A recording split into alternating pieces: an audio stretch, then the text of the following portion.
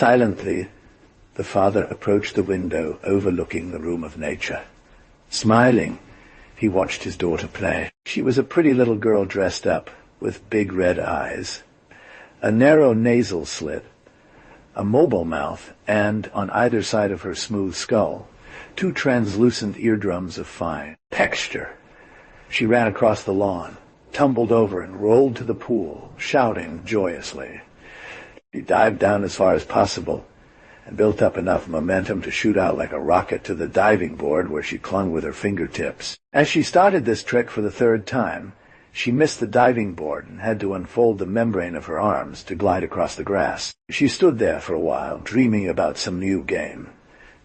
Menu for her 7th birthday. She was only 3 meters tall. Her father entered the natural room and walked towards her. He took her hand, still smiling. She raised her head to him. "I promised you a surprise," said the drag. She remained immobile for a moment, and then, with her 20 small fingers clasped in her father's hand, she cried out joyously. "The neighbor's husband has a baby. He has 2, said the drayman. "That is quite rare. We will choose you the most beautiful one. Or rather, you will choose yourself." She tugged on her father's arm as she hopped. "Hurry up, Dad. Take me to see them." "Put some clothes on first," said the drag, while pointing at the discarded tunic lying on the grass. At a rush, she pulled on the thin garment and raced ahead of her father to get there first. One after the other, they walked across the courtyard that separated them from the neighboring house. "Come on, father," said the child, dragging as he stood up on his feet to try and reach the introducer, a simple, shiny plate fixed to the door. "You're too small. Don't get angry," said the dragging one by touching with his hand the introducer. The face of the neighbor appeared on the plate, saying, "Yes, little girl, I know you have problems, but we must talk about it later. Let's go first. Here is the translation of the text into English." "There you are, Praw," I said as we approached Tiwa, and in such a state of impatience, Praw smiled from his wide mouth. The door opened to receive the visitors. The neighbor stood waiting at the doorway of the chamber of nature, and politely spread out his membranes by extending his arm. "Happiness upon you, Praw. Happiness upon you, Faz," the father of Tiwa answered. Already, crawling under the legs of the neighbor, the little girl ran on the lawn. Her father called her back, half indulgent and half severe. "Tiwa, you did not greet." Tiwa quickly unfolded a membrane. "Happiness," she said. "Oh, neighbor Faz, where are they? Where are the little ones?" From his big red eye, Faz made a secret sign to Praw. "This way," he said as he crossed the room. They passed several doors and entered a small omeri, where a slight animal odor lingered, despite the immaculate cleanliness of the place. Spread out on a cushion, an Om was nursing her 2 babies. She held them close to her in her folded arms, while they licked greedily at her 2 breasts. Tiwa leaned forward to get a better look. "Oh," she said, "they have almost no hair on their heads. When it comes to an Om, we say hair instead of fur," Praw clarified. "They've just been born. Their hair will grow later." She looked at the long blonde hair of the mother. "They have golden hair, like their mom." "For sure," said Phallus. "Dad was also of golden race." "They are purebred?" surprised Praw. "You know, Tiwa, it's a nice gift you're receiving from the neighbor for us. But no, I'm happy for Tiwa. Which one do you choose, Tiwa?" The little girl advanced her hand. "Can I touch them?" "Be careful. The mother might bite." "Let me show you." Fowles unfolded his membrane and stroked the blonde hair of the omelet. It grumbled a little from the back of its throat. Come on, come yourself. Be wise, little sweetie. I don't want to hurt them. I'll give them back to you right away. Do you understand?" He took the 2 twins, saying, "She's smart and affectionate, but it always makes them a little angry to have children. It's instinct." He placed a baby in Tiwa's outstretched hand. The infant wriggled like a tiny frog, flailing two tiny fists closed. A drop of milk flowed from its gaping, toothless mouth. "How cute!" exclaimed Tiwa, suppliant. The baby clung to its master's legs one moment and to those of Tiwa the next, continually saying, "Baby, baby." Draggett caressed the head of its free hand. "Yes, my sweetie pie, we'll give them back to you, but yes, be good." "They're all the same," said Tiwa as she rocked the baby in her lap. "I'll take that one. Can I take it now?" Her father protested. "No, he's still too young. You can take him in a few days when he knows how to walk." The little baby looked disappointed, her red eyes dim. "But you'll be able to come and see him by then," said the neighbor as he took the child away from her. "Yes," said the father. "A few days go by quickly. Then I must be given time to have a nest made at home." She pointed out the cushion on which Mother Ohms turned her babies all around to see if they had not suffered from the drags. "Will there be a cushion like that in the nest?" "Of course there will." "And a feeder like that?" "Why, yes."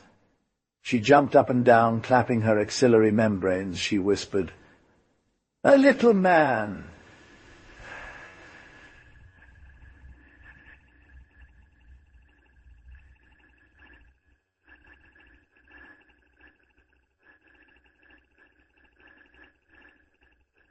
Then, suddenly more seriously, "That's the one I like best."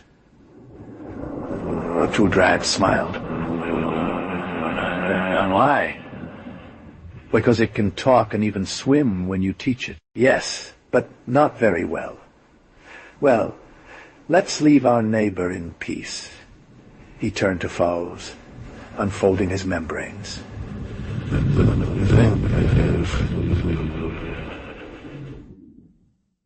"Thanks, Fowles. Fair weather to you." "Fair weather," said Fowles as he escorted them out.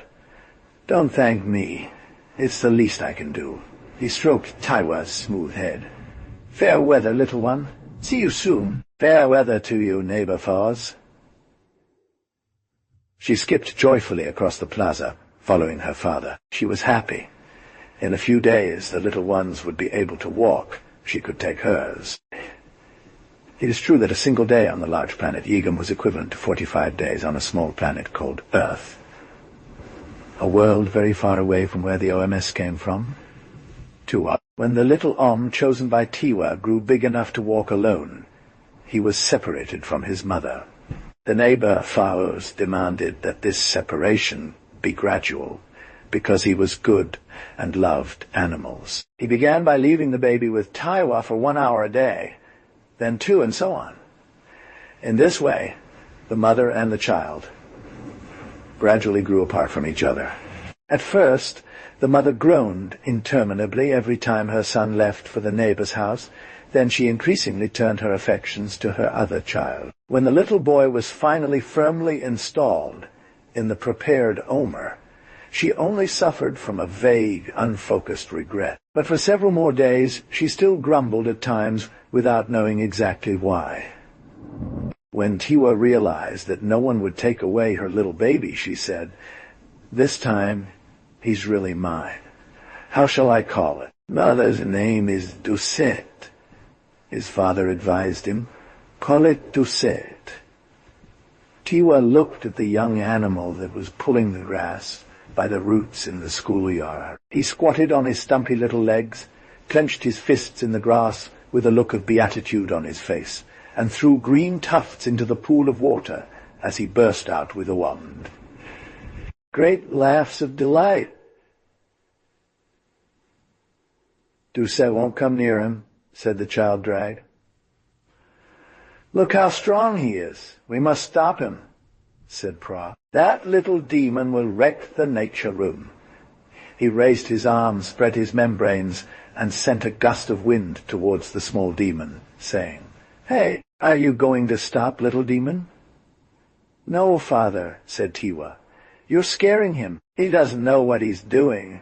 He's just a tiny creature." But the animal didn't seem scared at all. Mimicking the drag, it waved its tiny arms and shouted, "Hey, little demon!" "Hey!" The father and the daughter burst out laughing. However, Drag made 2 big steps towards and grabbed him by one leg. He made him spin in his hand and took him into the house despite Tiwa's protests. "He needs to sleep a little," he said as he closed the door of the house. "He has been naughty enough since this morning. He needs to rest." He added to divert the discontent of his little girl, "Finally, what are you going to call her? She already has nice hair like her mother. Call him Golden." The little one made a face, while her father gently pushed her towards the nature room. "There are too many doors because they have their hair like this," she said. At this moment we heard 2 small fists striking the door of the Omri, while a sharp voice shouted, "Hey, you demon!" The 2 drags laughed again. "He's terrible!" exclaimed the father. The little girl suddenly stopped laughing. "Dad," she said, "I'll call him Terrible." Praw was surprised. "That's not an Oma name." "It doesn't matter, Dad. I think it suits him well. To go faster, I'll tell him Tear." Praw smiled. "Do as you like, Tiwa. This man is yours. I'll write his name on his collar. Oh, Father, he doesn't have a collar yet. We'll buy one for him." Tiwa fidgeted. "Right away, Dad, right away. Take me to buy a collar for Tear." A green-eyed woman entered the nature room. Praw turned to her. "You hear, Wami, the little one wants that I buy a necklace for her." Tiwa pleaded with the woman in turn. "Mother, would you? Would you let me go out with Father to buy a necklace for Tear?" "Tear," said Tiwa's mother. "Who is Tear?" "It's the name I've given my little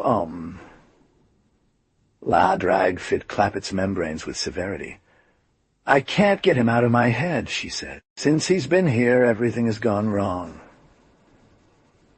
"Bet you didn't instruct today?"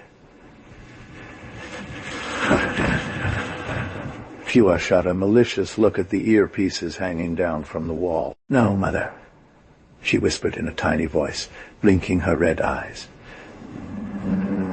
She approached her and wrapped her shoulders in her cloak. She said more gently, "That's fine, Tiwa. I still don't need to give you any instructions for this morning." She turned to Praw. "Take her to buy that necklace, Praw, if it makes her so happy." "That was my intention, too," said the father, "but she has to promise me that she'll start studying as soon as we get back." Tiwa promised everything that they wanted and dragged her father towards the exit door. They crossed the plaza at an angle, and in order to go faster, they unfolded their membranes so that they could glide down to the ground. From his terrace, neighbor Fawaz saw them take off.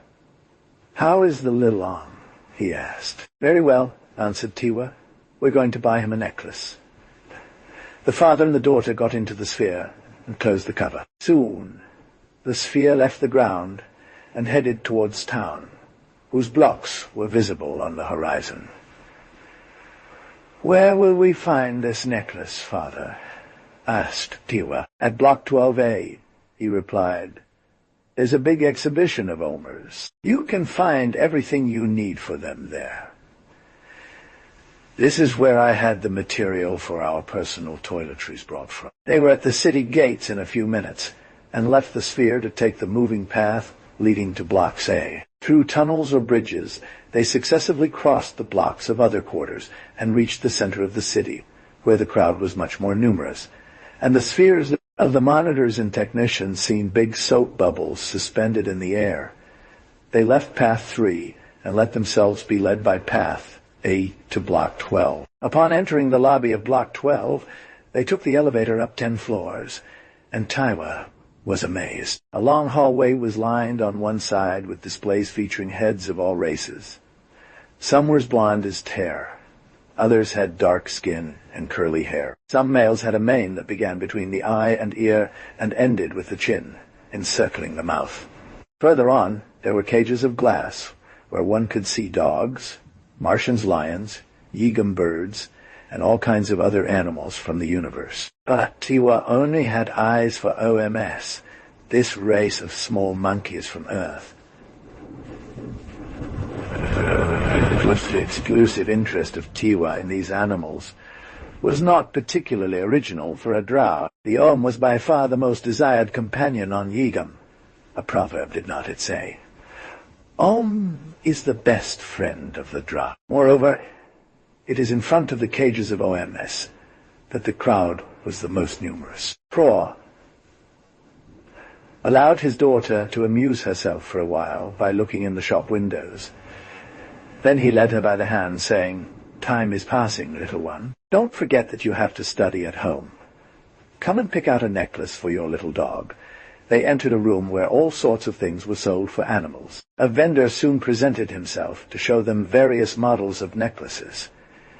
Tiwa chose a large one, blue in color. However, she worried about its size, saying, "This will never go around my little neck." But the vendor reassured her by indicating a button that he had to press more or less to make the necklace smaller or larger. He also offered her a magnetic collar, a simple bracelet that could be worn on the wrist to prevent the Om from moving more than 6 millisteads away with the bracelet and necklace set at one another. Pra had him make a package and came out of the block with Tiwa all happy.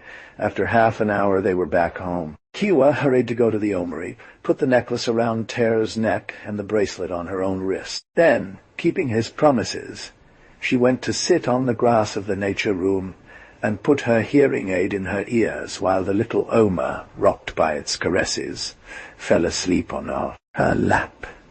"Elementary cycle," murmured softly the headphones.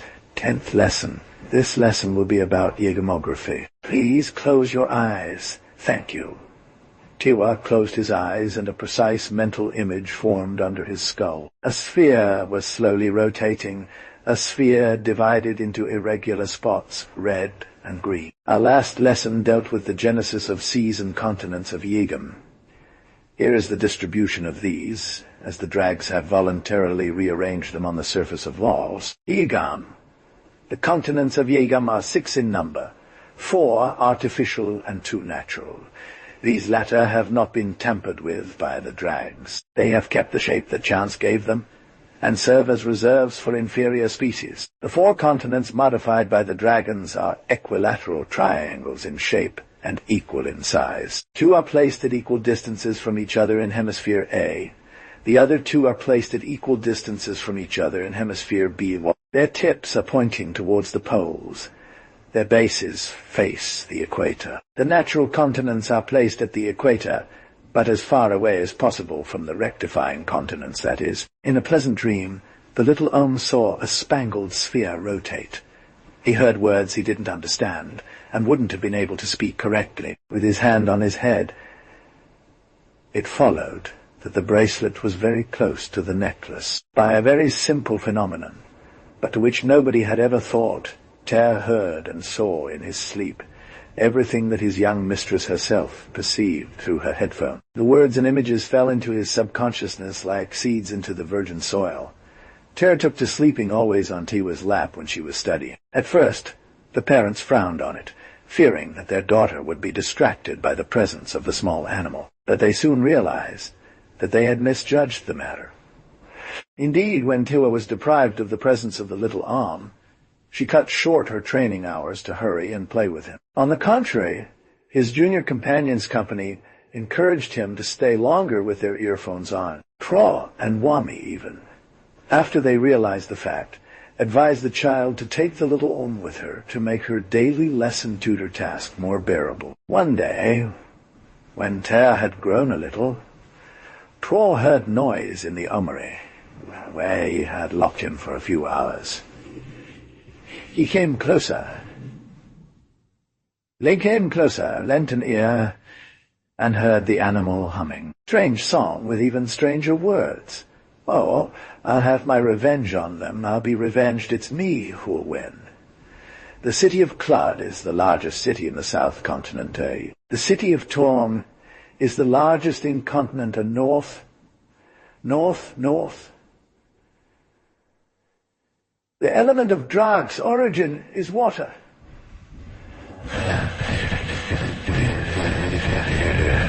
Today they are amphibious, Thanks to the mutations obtained by the sage Zarek, he went to find Wami, his wife. "Wami," he said to her, "something extraordinary has happened." "And what is it?" she asked. "The little knows. It's incredible. The little knows all of Taiwa's lessons by heart." Wami shrugged. "You always exaggerate," she said. "It's possible that Tiwa taught him how to pronounce a few words, but from there." Pra didn't respond and dragged his wife towards the house. Behind the closed door, a youthful voice hissed, "So that's why. That's why spores of Ganon do not sprout in acidic soil." Acidic. Tiwa. Well, do you want to educate yourself? The atmosphere of planet Serd consists of 1/3 strong, and 2/3 weak elements. The door opened abruptly, and she found Ter seated on her cushion, swinging to the rhythm of a nonsensical song he was singing to himself. Ter had grown into a handsome little boy with curly hair falling over his shoulders. He leapt to his feet and ran around Pra's legs, shouting, "Sugar!" Wami lost all dignity as she began to sing herself to get the animal to come. "Tiwa, little bitch. Well, do you want to be educated?" But Ter broke into laughter and twisted himself away from Pra's hand. He kept an eye on the green space of the nature room where Tiwa was running around. Le drache le lâcha et le laissa courir vers la piscine, où il plongeait en groussant de joie. Perplexes, les époux draches se regardèrent. Après tout, dites Wami, nous avons un homme qui parle mieux que les autres. Il ne faut pas en faire toute une histoire. Elle ne comprend absolument rien à ce qu'il dit. Évidemment, dit Pro. He blends together botany and cosmography, egamography, and biology. They in turn entered the room of nature and addressed Tiwa, who was emerging from the water. "Do you know that your little can speak?" "Of course," said Tiwa. "I'm trying to teach him to speak like a drag, but it's difficult. There are words he can't pronounce." "Really?" said Wami. "My father and I just heard him recite your lessons by heart." "That's impossible." The child drag shook its membranes to dry them a bit. She said, "It isn't possible. Ter only talks like a baby drag, and I have never taught him my lessons. He couldn't have. We heard it," insisted the father. The little one shook her head. Then she said, "I don't know. Maybe. I may have recited them without paying attention." Pra turned to his wife. "I thought that Oms couldn't pronounce certain words because of a special configuration of their mouth, but it's not like that." "What do you mean?" Pra smiled. "Imagine," he said, "a particularly stupid drag on a foreign planet. He could pick up a good 100 useful words in the foreign language. Sugar, out, hunger, thirst. But he wouldn't be able to construct sentences." "So what?" "But, follow me closely, he could perfectly recite phrases heard by heart without understanding their meaning. That's exactly the case with little Ter." Wami shrugged again. "Well, there are many words for a trifling matter. This man is very attached to Tiwa. He follows her everywhere. He must have heard her reciting her lessons and learned them by rote without knowing what he was doing. The incident is closed. Let's not talk about it anymore." She turned towards Tiwa. "This makes me think of something. You haven't been schooled yet today. Hurry up and put on your headphones." Docilement, Tiwa reached for her earbuds, but she stopped abruptly. The hook was still on the wall, but the earbuds were gone. Pra noticed his daughter's discomfort. "Where did you leave them this time?" he asked, clapping his membranes together. "I don't know, father," said Tiwa. "Look harder. You usually sit under the palms by the pool's edge." They searched in the grass without finding anything. Tiwa even dived to explore the bottom of the pool. They scanned in vain every corner of the nature room. I bet you left Tara have fun with it, grumbled Pro. These devices are very expensive. You're not being reasonable, Tiwa. Tiwa's red eyes clouded over with contrition.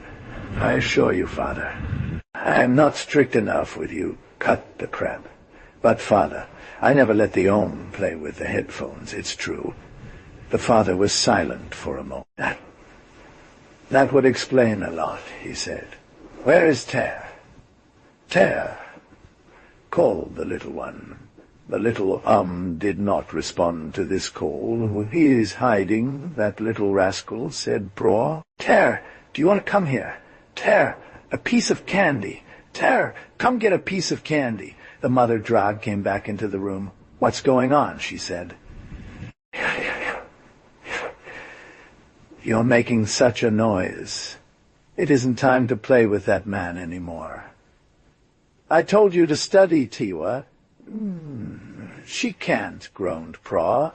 The earphones are gone. Ter is gone, too. No, said Wamy. I just saw him in the hallway.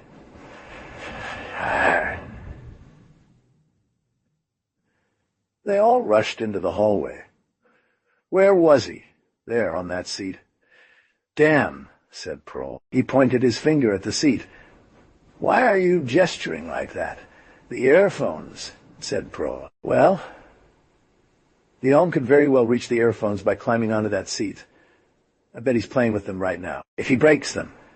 He went over to the armory, whose door was still open wide. The small room was empty. Where has he gone, that little demon? Tiwa burst out crying at the thought of having lost her Ohm. Instead of crying, you'd better put on your bracelet. It's the only way to find him. You didn't lose it, at least. I left it in the pocket of my tunic, chortled Tiwa. Well, hurry up. The little Dra ran to the nature room, rummaged through her tunic, and slipped on her bracelet. She pressed a button. She lifted a forlorn head. Well, repeated the Dra father.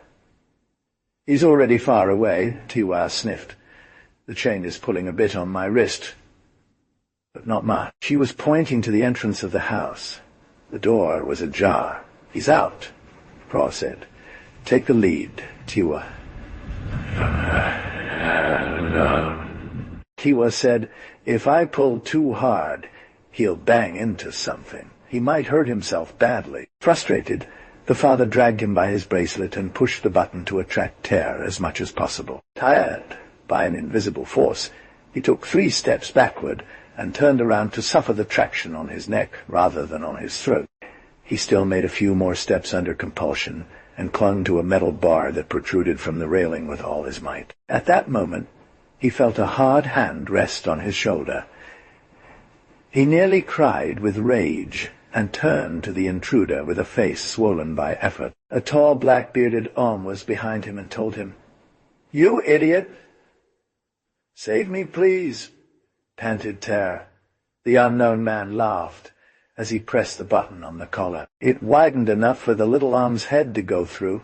The hairy man still laughed, waved the necklace that seemed to want to fly away, and let go of it at once. The object flew into the air, bounced off a median strip, and disappeared from their eyes. "They need to hit him in the nose," exclaimed the beard. "That would slow them down a bit." He pushed Ter on the shoulders. "Let's go quickly." The little boy first followed his new ally, who was running away with all 4 legs. Then he stopped suddenly and came back on his tracks. "You're crazy!" cried his savior. Without replying, Ter picked up the earphones that he was going to forget, put them on his shoulder, and, bent under their weight, caught up with his companion, who had charitably slowed down. "Throw it," the big Ohm advised without taking a step back. "No. I need that."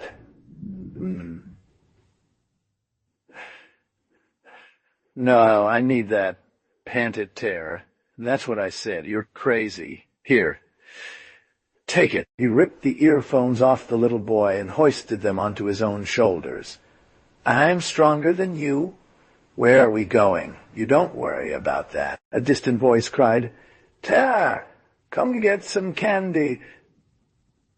But Terra couldn't hear it. His ears were buzzing. He staggered and fell unconscious, exhausted by an effort to which his life of luxury had not accustomed him. His companion stopped, appeared to look around, spotted a corner of shade under a cement flight of stairs, and hid the earphones there. Then, bending down, he picked up the unconscious boy and slunk prudently out of the little settlement. He slid into a ditch surrounded by tall grass and, walking covertly for about half an hour, he reached an empty field where a large number of used balls were rusting and breaking apart.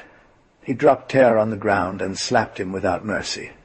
After the third slap, the young boy coughed and regained consciousness. He opened his mouth and breathed loudly. "Are you feeling any better?" the beard asked. "Yes, good luck to you." "My name is Brave." "Good luck to you, Brave." Who are you?" "A man, I mean. Can you speak? You too, little one." I thought I was an exception. I thought I was the only man who could speak. Brave painted his beard with his fingers. "You're not the only one, but it's rare.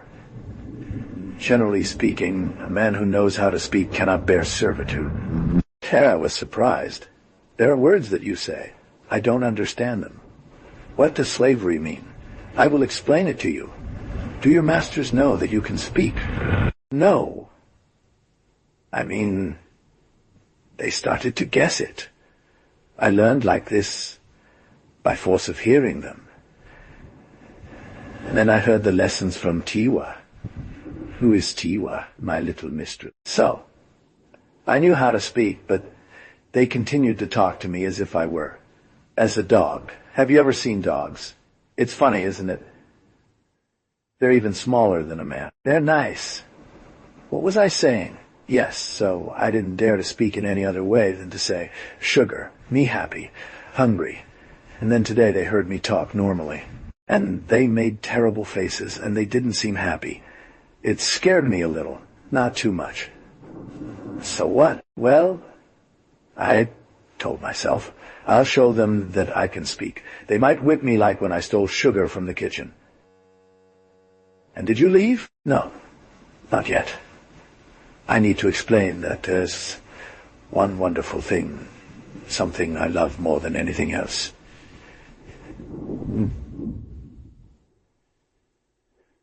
Instructional headphones.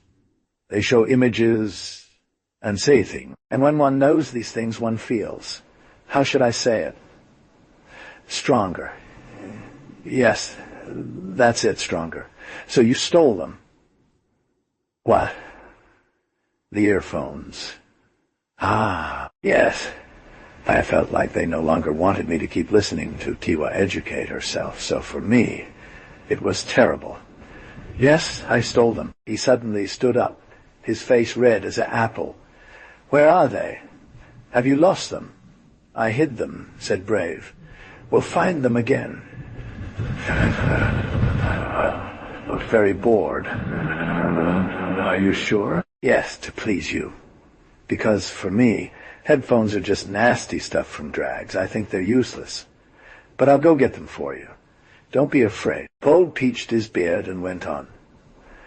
So then, you took off without knowing where you were going, how you were going to live, eat, or drink? Terra looked sheepish. I didn't think that far. Yeah, well then, I'll tell you. You got lucky when you ran into me. What do you mean? Bold mimicked him in a small voice. What do you mean? Go on then, hey, homme de luxe. You have a lot to learn. Things that the listeners don't say. Ter scratched his ear. Sometimes I don't understand you. I know. Well, now you're going to come with me. Without me, you're done for, and you will obey me. I'm the leader of the gang. Gang? Yeah, the gang of the big tree. Oh, what? Oh, the thing that bothers me most in the end is? I'm afraid Tiwa will be unhappy because she lost me. Brave slammed his hands impatiently. You little fool. You're saying nonsense. When you spend a bit of time with us, your feelings for your Taiwa will change. I promise. Come on. You're not tired anymore now. Onward, we have a long journey ahead of us. The night was falling. 5. They had walked for a very long time in the night. So long that when Ter woke up, he couldn't remember when he had fallen asleep. He found himself lying in some kind of nest made of wood beams between the forks of a tree. Patu, around him, branches rustled softly in the breeze and let patches of shimmering light pass through from the starry sky. Used to cushions, his fragile skin was irritated by the 1,000 stings of the dried grasses that formed his bed. He rose on one elbow, scratching himself frantically with his free leg, and called out softly, "Brave!" Something moved under him. He lowered his eyes, already accustomed to the darkness, and saw a shadow that he did not know. An old man with a beard and white hair. "Brave is not here," said the old man. He went back to the drag. "You have lost him time, little one, but he was very happy to have saved you." "Who are you, old man?" asked Ter. The old man made a gesture for him to get down. Ter, trembling from vertigo, used the cracks and knots in the wood to help him glide down to the old man. He found himself next to him in a slightly larger nest. "Who are you?" he repeated. "My master called me Faith, and indeed I deserved my name. My master was a good drag, and it was impossible not to love him. But one day he left on a long journey, and entrusted me to neighbors who beat me and did not give me food. Then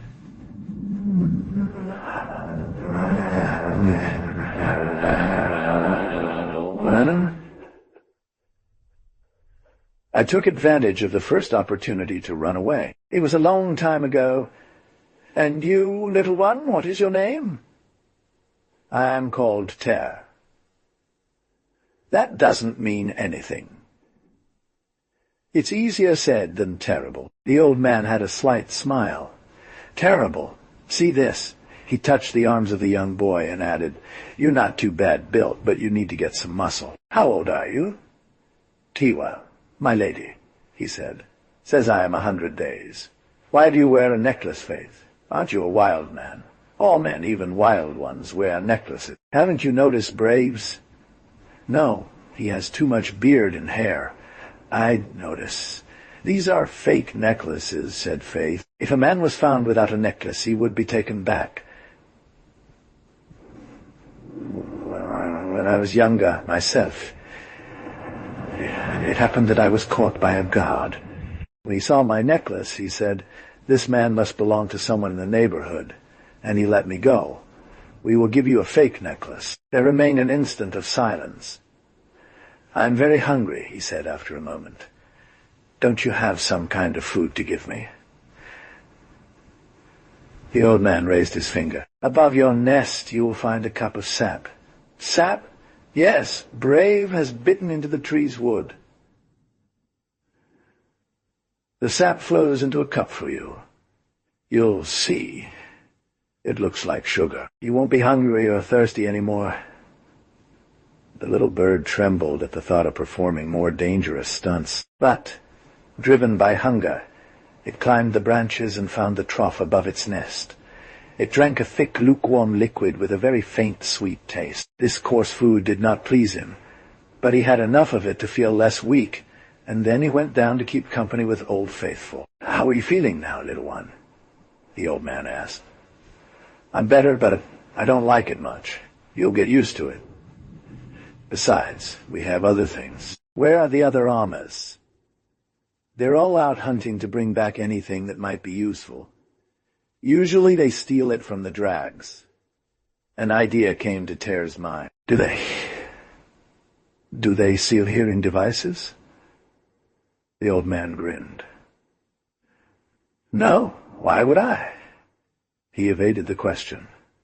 "I stole one." "What?" "Yes, I like to educate myself. It makes me stronger." "And are you educated?" "A bit. I can read. I also understand a lot of things because I listened to Tiwa during his study hour. Believe me, little one, the instruction of the drags is perhaps fun, but it is of no use to women. What would be of great use to you instead is being able to run fast, climb trees, fly without getting caught. Sounds of voices and rustling leaves came from the tree's foot. Soon several figures were seen scaling the lower branches, until the moment when Brave's face appeared at nest height. "Hold on a second," said the latter. "The luxury man is awake." He showed the earphones placed on his shoulder and added, "Look what I bring you, luxury man. Oh, this text contains non-English characters and symbols that are not standard English punctuation, so I have removed these to ensure the translation is accurate." "Oh dear," he said. "I'm so happy. Joy on you, brave one." Other owls appeared. One of them, black and hoarse, often laughed, baring its white teeth, and went by the name Sharbin. A few females were also part of the group, as well as some children who were almost as young as Ter. They were all muscular from their hard lives and played with heavy cans of food, giant fruits, metal rolls, and various objects taken from the drags. They gathered around Ter with a benevolent curiosity.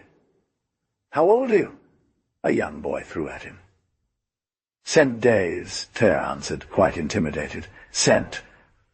What does that mean?" "I have 10 hands of days, plus 2, the young boy repeated proudly, pushing back his long hair with a gesture. "Let's see if you're strong. Join the word to the deed." He gave Ter a push that almost made him fall out of the nest. Brave intervened and slapped the assailant in the face. "Calm down, Valent. Ter isn't used to the life we lead yet." "Did you keep an eye on the baby, Faith?"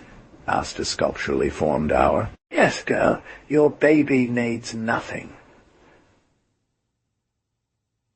"I'll go check," she said as she leaped from branch to branch towards the tree's summit. She crossed paths with Brave, who had climbed up to place the headphones in the nest reserved for Ter. Brave fell off his horse onto a nearby branch. He raised his arm and said, "Listen to me, all of you. I want everyone to be very kind to Ter. For a while, you will only stay in the tree, sorting through everything we bring back, with Faithful's help. This luxurious man needs to get used to work and build up some muscles. After that, I will take care of his education." He turned to Ter. "As for you, like I've already told you, you will obey me to the fingernail and eyelash. I have brought your headphones back to please you, but you will have the right to enjoy them after you've done your work. Got it?" "Yes," said Ter in a tiny voice. I felt so sad, missing Tiwa in the nature room. He was a little cold, felt weighed down by the sap to which he wasn't used. In short, more unhappy than ever, he wished to find himself locked up in a cozy bakery, far from all these well-meaning brutes. "Come with me," said Brave. Docile, Ter followed, climbed branches, got through difficult places by pulling on soft twigs as if they were ropes, and reached a huge branch. He saw Brave disappear into a hole in this branch, and followed him into a kind of roughly carved cave, right in the middle of the wood. "I can't see anything." "It's dark," said Ter. "Wait a bit," came Brave's voice. Ter let out a gasp of effort, and the cave lit up in an instant. Brave proudly designated a huge stone resting on a metal spike. "But that's amazing, Ter." "Yes," Brave said. "It's a drag lamp. The others aren't strong enough. You see, I rest this big stone on the button. To turn it off, I remove the stone." Ter looked around him. He was in a vast junk shop. Piles of boxes of all sizes lay scattered on the floor. "Now," said Brave, "you'll put all this away. You'll stack the boxes with the boxes, the rolls of wire with the rolls of wire. You'll do the same for the rest. But," said Ter, pointing to a pile of boxes, Must I put those which are already stacked? Brave looked at him as though he had gone completely mad.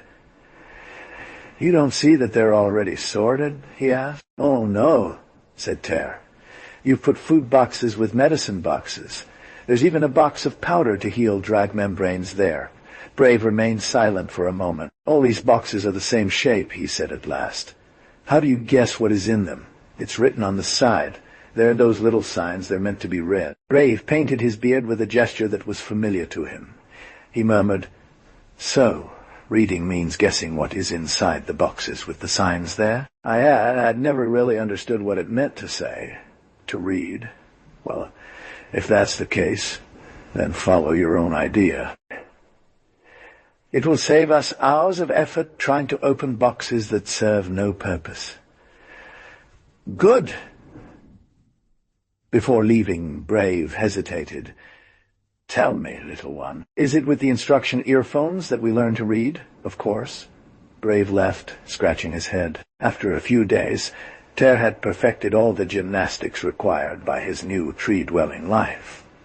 He'd grown a little taller, and his muscles were more defined under his tanned skin. More and more often, Brave would take him running in the gardens around, teach him to hide, crawl without being seen by the dogs, steal fruits and vegetables bigger than him.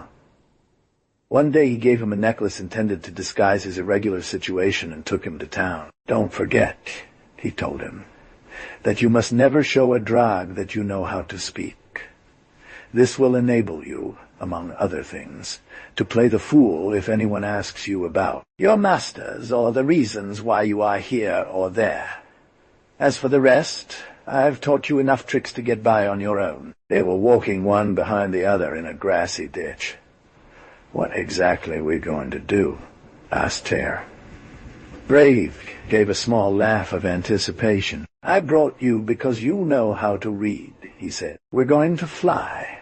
You'll read what's in the boxes, so I won't have to waste my time stealing useless things when flying. Do you know how to swim? Yes, why? You'll see for yourself soon enough. Now be quiet. We're going to go without making a sound. They ventured into a pipe that disappeared into the depths of a concrete wall. Ter walked confidently, but in front of him, the large figure of Brave was bent over double.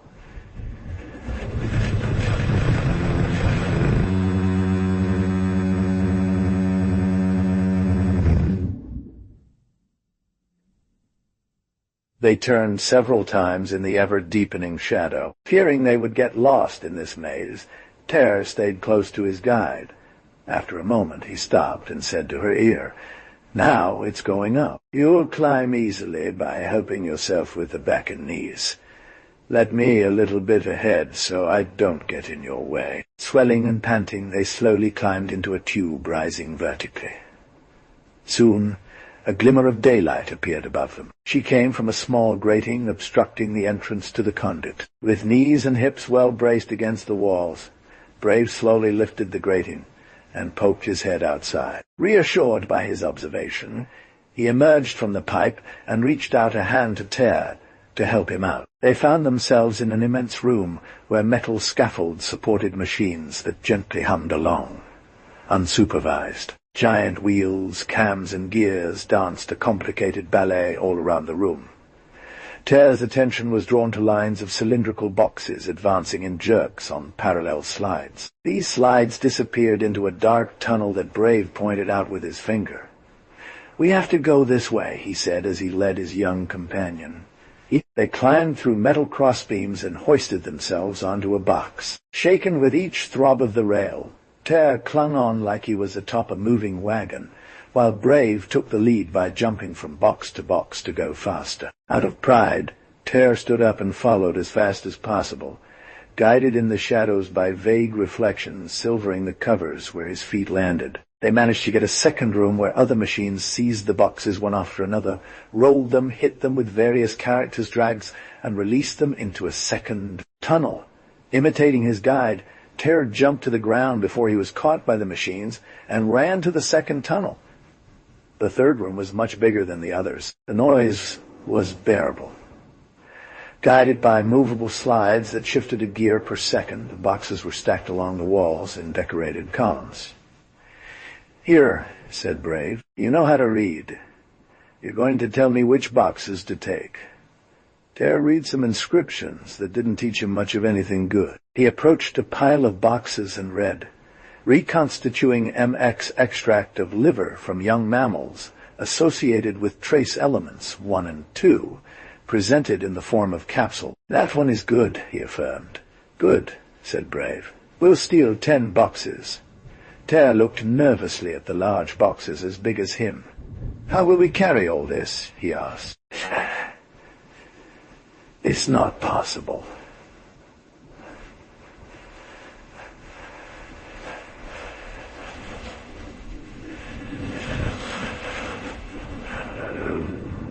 "I'm going to explain. Come over to this window." Terror approached meekly.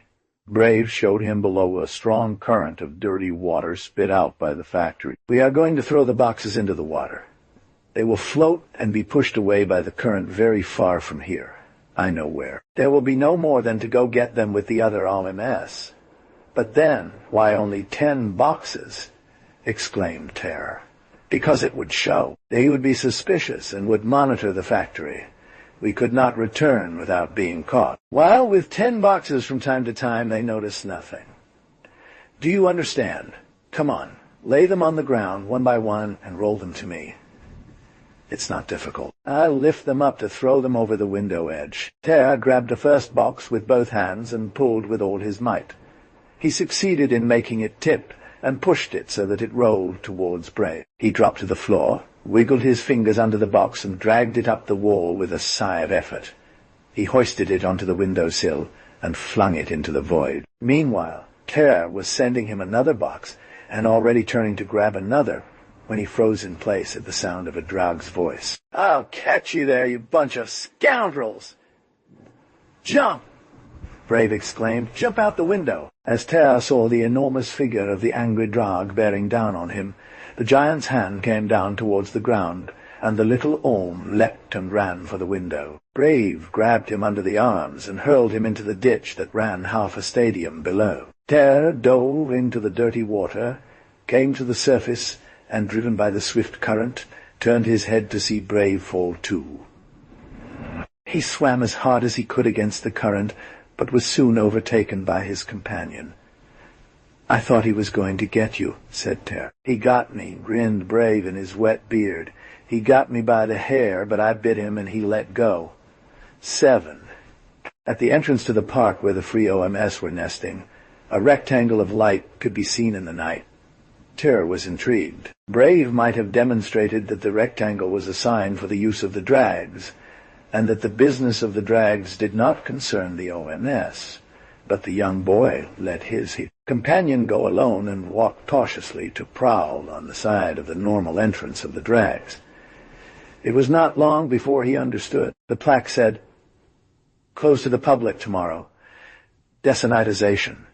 He ran out of breath among the shadows of the park. When he got to the bottom of the tree, he had to stay for a moment to catch his breath before climbing up. At last, he curled his nails into the bark and clambered up among the branches. When he broke into the camp, he found his comrades in high spirits partying under the stars. "Hello, Terror," Brave asked. "Has the entry fee gone up?" All burst out laughing, but Terror remained immobile, arms at his side. "The park will be closed tomorrow," he said simply. "What terrible news," Valent blurted out amid new laughter. But Terror didn't move. He added, "Closed for decimization." The laughs died down. 3 babies who were chirping in their nests were silenced. "What are you saying?" Brave asked, bewildered.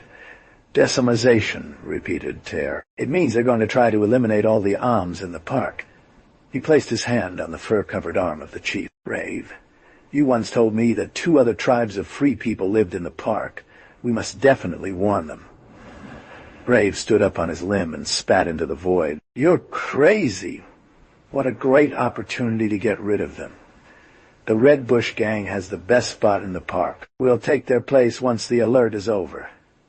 As for the others, They are just unorganized beggars. Idiots.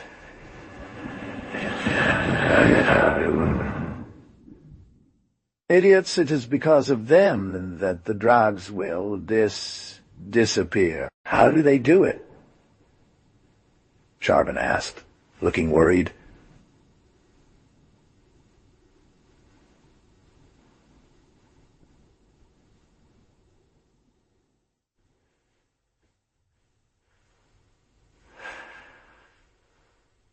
Capture something.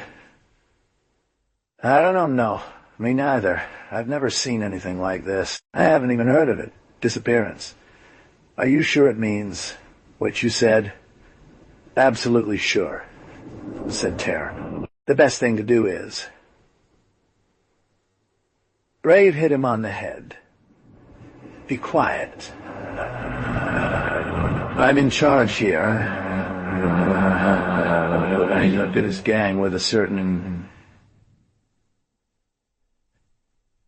air of royalty and said, well then, we're going to first get some sleep to rest our strength. It's barely night, and we've got all the time in the world. But so that we aren't surprised, we'll post sentinels. Why mon faux man? He raised his hand in the air with his fingers spread apart. Who feels up to staying awake?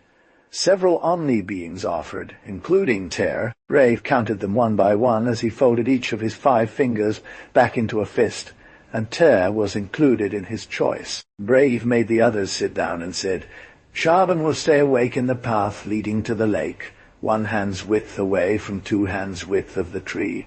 Vaillant will sit up at the gravels near the stream. Ter, you will stay at the fork of the red bush. The 2 of you will be at both ends of the large avenue. As for me, I will stay in the tree without closing my eyes. Go. You will whistle if something is wrong. At the moment we leave, I will whistle to remind you at the foot of the tree. May the others sleep. The sentinels descended along the trunk. Upon reaching the ground, Terra left the others and headed for the fork of the red bush, where the path split into 2, leading to the entrance of the drags on one side and up the mossy rocks of the bush on the other. He climbed onto a pile of 2 or 3 stones that dominated the fork and hid in a crevasse in the rock. With his ears attuned to the soft sighs of the breeze in the leaves, his eyes dilated in the dim light of night, he remained immobile for a long time. But he was young, and soon his faction annoyed him.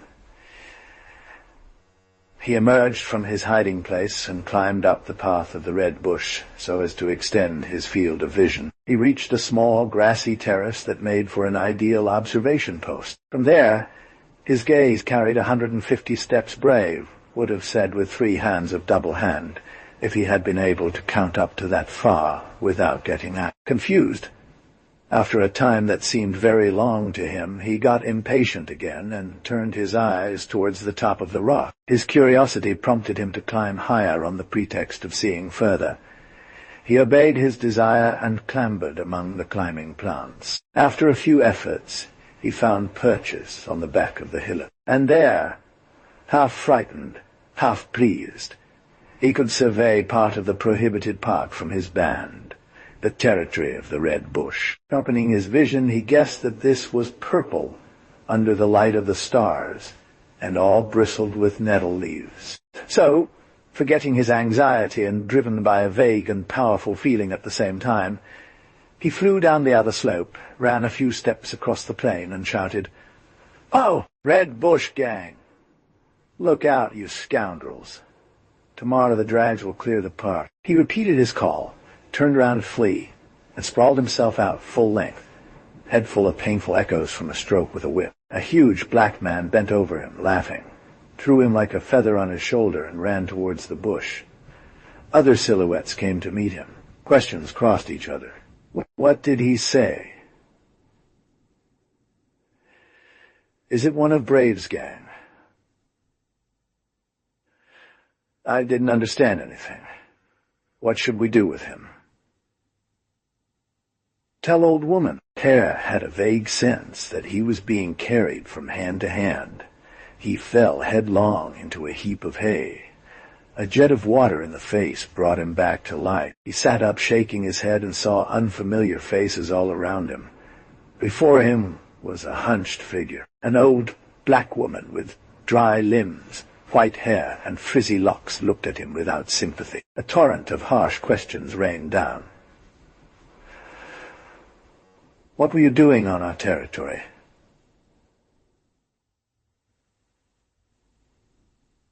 I came to warn you. Of what? Of tomorrow's deactivation. The drags. Hold on. And hold on. And who told you to come and warn us? No one. It was a personal idea. What kind of idea? A personal one. An idea. You talk like a drag, little one. Why are you talking like a drag? I've been told that already. It's because I grew up among the drags and I got some education. Yeah. Let him explain himself. So, you came to warn us that. What exactly? The drags are going to take over. They are going to kill all the owls in the park. Or capture them, I don't know. It's written on the tablet at the entrance to the park. The big owl with red hair interrupts him. Don't listen to her, old woman. It's a trick by Brave's gang to make us leave the bush. Shut up, redhead, the old woman says. And you, kid, how do you know what is written on the tablet? I read it. I learned to read from the drags, and it's good for all sorts of things. The old woman scratched her hair with both hands then, tired of looking for a fly. She signaled the black Om, who had knocked out Tear. Scratch me, son. The black Om vigorously scratched her head with its nails. It's fine, said the old woman. And now, she pulled her son and told him something in his ear. The black Om walked under a vault of intertwined branches. Now that you are aware, Tear said daringly, I would like to go back with Brave. Stop, the Om shouted, and as he insisted, the Red One sent him a slap that made him roll on the pile of hay. Furious, Terror slowly stood up, his bad eye wide open. With one sudden and unannounced move, he leaped on his opponent and delivered a blow to the stomach that bent him double. The others got involved. A rain of blows ended his victory. He felt his hand tighten around a throat, his teeth sink into an arm, and then blacked out again. When he opened his eyes again, he found himself tied up. Metal chains locked his ankles and wrists. In front of him, the old woman twisted in laughter. By God, you've broken 3 of mine, little one, she cackled. You gave us a run for our money, didn't you? You're still young, of course, but in a few days, when you've grown up, you'll be quite the strapping young man. She wrapped herself in a painful cough. Her throat whistled. She seemed to lose her breath and finally regained control of herself, panting and wiping her eyes. Yeah, she said several times. Yeah. Then, turning to her son, give that to you. The dark man held out a large square of paper with colorful patterns. She unfolded it in front of Tear, blinking. There's a label, she said. If you can read, tell me whether the stuff in the box is edible. Tear remained silent. He hadn't digested his rebuke yet. The old woman was still laughing. Look at him, she said. No, but look at him. He sulks and has a bad character. And suddenly, more seriously, listen, kid. You're all right. I like guys like you, tough and all. You're young, but you promise, for sure. Here's the translation. So, here you go. I'd rather want to believe you for the de-obfuscation, but I want to be sure you understand. Sure that you didn't tell me jokes. If you just answer this label, I'll let you go. Understood? So, tell me if it's edible, what the label says. Prove a little that you can read. It's not to be eaten, Terror abruptly told her. It's Iarzen's dough, for coloring the clothes of the drags. Green dough. The old woman threw around her self-satisfied glances. Bravo, she said. Unwind it, you guys. With bad grace, the OMS obeyed and Ter was free in an instant. Don't go right now, said the old woman as the teenager massaged his wrists. She approached and spoke under her breath. I let you go, little guy, but if I find out that I was wrong, be careful. I'll always find you. On the contrary, if you haven't told us any jokes, you can still ask me anything you need. I've told the truth, Ter declared. Good. Good, kid, good. Now go. Not that way, idiot. Guide him, redhead. Ter followed the redhead through a maze of covered aisles where church bells rang out a day's service and suddenly spilled out onto the lawn. They parted without a word. Ter took 100 steps toward the rock. Then he ran as fast as his legs could carry him and reached the ridge in no time. At the fork, he stopped to check whether his group had heard the noise made by his team. He soon found out that they hadn't. 2 silhouettes, which he recognized as Charbon and Valent, appeared at the bend of the track. To guide them towards him, Ter blew a faint whistle. What are you doing? Valent asked. Haven't you heard Brave's signal? Everyone is waiting for you at the base of the tree. But you're bleeding from your nose, Charbon worried. What's going on? Ter lied. I blacked out when I fell into the rocks, he said. I just woke up. H, you're here, Brave said as he saw them arrive. He passed out when he fell. Valent announced. I was starting to worry. Are you okay? Ter comforted him. Brave quickly inspected his small group, a couple of dozen individuals. Most of the men were carrying babies. The males were laden with a hodgepodge of packages. Old Faithful leaned on his staff. He was still suffering from the fatigue of the descent, Brave thought. His primitive reason dictated to him that he should divide his band into several groups, more mobile and less noisy. But, fearing that he might lose some men by the way, he listened to his feelings. A false sense of security, an impression of strength and warmth washed over the whole triad. He signaled the start of the journey. In a single file, the OMS followed the usual trail of their bandit raids. They wove through the palm trees, crossed the stream on foot, and exited the park without incident. They then trodden through the mud in a ditch alongside the road, with stumbles and curses erupting here and there, while Brave cried out quiet, as softly as possible. Ter and Valent supported Old Faithful. Where are we going? Whined Valent. I get the impression that Brave wants to set us up in the vacant lot, waiting for better times. He didn't say anything, no, but I think you're right. The old man was blowing too hard to give his opinion. He stumbled terribly over the smallest bumps on the ground, and his breathing sounded like a complaint. Suddenly, Brave ordered them to stop. Shah ran through the column. Everyone stopped. Ter and Valent helped Loyal sit down in the mud. Silence. He breathed in the imperative voice of Brave once more. On the road, a step was approaching, a slow and heavy step of Drag. Drag traveling by foot was a rare sight, but it did happen sometimes. Otherwise, why would roads have existed? The flapping footsteps beat on the pavement in syncopation, like wet mops. As the noise intensified, a certain jolt could be heard in the pace of the footstep. 2 drags, Ter whispered. What? Valent said. Ter held up 2 fingers. The rumble of a conversation was already audible. Dra's mouths chewed the words, their peculiar lisp, so hard to replicate by an Ohm's throat. We distinguished the 2 giant figures lurching heavily along the road. We saw the red-eye glow in the night. Sentences took shape. A bit tiring. But this exercise brings us closer to nature. Oh, our nature is more like swimming. I've always wondered if old Zarek was right to have us mutate. Don't say any more nonsense. We had reached in the water a degree of evil. Bloody hell, what is it? It smells like something rotten to high heaven. The footsteps stopped close by. A dozen hearts beat out fear-filled tunes in the throats of the young men.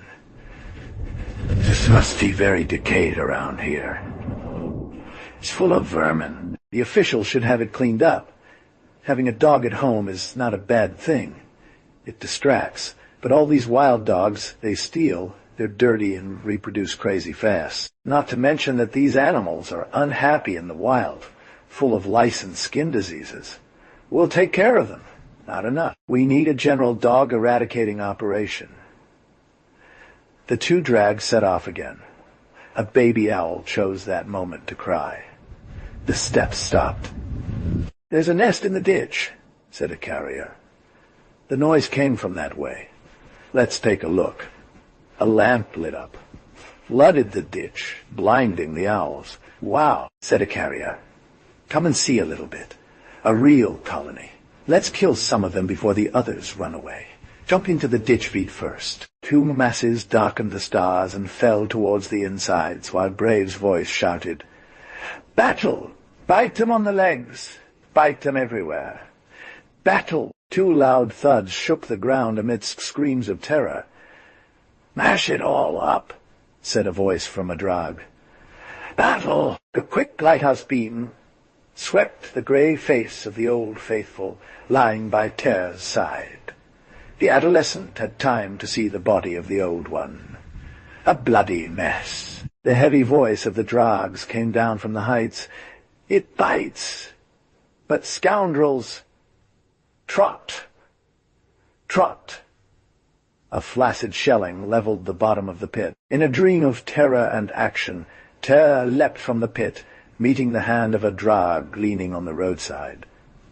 He gnawed at it with all his strength, feeling himself swept up towards the stars. A harsh jolt shook his jaws as he flew away, a shred of flesh in his teeth. He rolled in the grass, suddenly wondering if he was dreaming as bright figures dashed towards him into the arena. Jump on it, bite! Come on, Mom! He recognized the raspy voice of the old one from the bush, and regained his courage. He stumbled towards the bloody pit, lost himself in a tumult of violence, bit into something vast and throbbing that had crashed across the embankment, while a race shook the road farther ahead ever further. Bleed their ears. Bite! The other one is escaping. Come on, the cap. He gnawed at the soft surface, his ears buzzing with a mad, slaughtering noise. He finally felt the silence settle, an odd kind of silence, one of victory and sorrow. The drag is dead, said a voice. The other has fled. They counted their ranks, sought each other in the night. Names were shouted. Brave. Where's Brave? There he was, mired in the mud, barely recognizable. A voice, that of the old woman, demanded silence. All eyes turned to the nervous, hunched figure standing on the embankment. Alms of the big tree, she said, without us, you all passed through. Brave has died. We're going to form the same band altogether. But I don't know if you realize that we've killed a drag. You must hurry up and file. The babies were crying in Brave, and Om was moaning over a small corpse. Silence, you women, the old woman cried. I too have lost my son in this accident. But it is done. Pick up your dead and set off without waiting, Trotting. Soon after, she crossed the road, followed by a miserable company of cripples. They were lost in the night. First Magistrate of the North Continent stretched his membranes. He glanced at his auxiliary watch and blew out impatiently. Leaving his table, he made 100 steps in his workroom. He was waiting for someone. Strange visit. What could the Master Sin want from him? He seemed to remember that this one had invoked an emergency to get this appointment. He had barely walked twice through the room when a voice came out of the speaker, announcing the eminent visitor. Call up. ordered briefly the Adil, and he opened the door in advance to honor Master Sin, a great naturalist scientist from the continent. When he appeared, the Adil greeted him respectfully. "Happiness be upon you, Master. Enter my lodge and make yourselves comfortable. Bliss upon you, First Adil. I am happy to see you." After some polite exchanges, the two Drags lay down facing each other on comfortable mattresses. "You spoke of urgency?" the first asked slowly while carefully hiding his nervousness. "Old fool," he thought.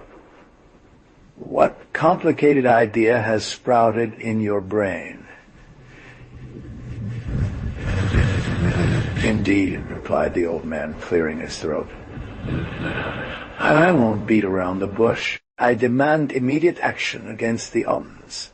"Omns?" asked the Prime Minister in surprise. "Yes, the situation is becoming alarming. Rest assured, I am not encroaching on your authority. It would never have occurred to me to deal with the measures necessary for the hygiene of the continent. But this goes beyond hygiene. The blisters are a danger.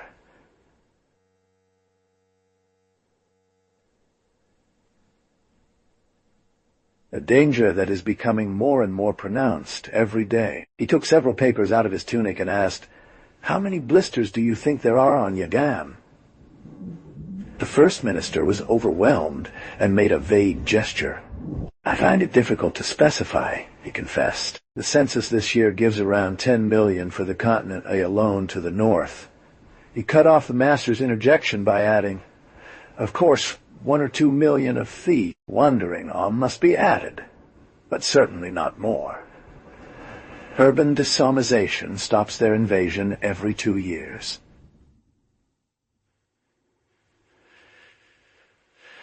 "In a very general way," declared the Master, "the figures I have here are much higher than those you just mentioned, First Magistrate." With a gesture of apology, he softened the force of his contradiction before continuing. "The estimates of the faculty are certainly closer to the truth than yours, without offense to you." He made another reassuring gesture. "The Continental Council is perfect, my dear First, perfect in every way. And the measures it takes are carried out with a regularity that is admirable, but your colleagues have not been brought up like us to study the question as closely. This is quite normal, after all. Each one his own business." He coughed a little, embarrassed by the brutality of his frankness, and said, "I was talking about our profession. Ours has led us to count the wandering arms by new methods based on the number of tracks and the frequency of the robberies." The first one laughed. "It's a rather big word," he protested. "A few petty robberies." "Don't laugh," the other said. "There are about 30 million collarless ones on our continent. I have contacted my colleagues from other continents. They use the same method. A simple addition gives us 150 million plus 35 million regularly declared by their masters. So there are nearly 200 million OMS on our planet." The two Drags kept silent for a moment. The first resumed speech after an instant. "I admit that you confuse me. But since I wouldn't hesitate to doubt your erudite statements, we're going to act.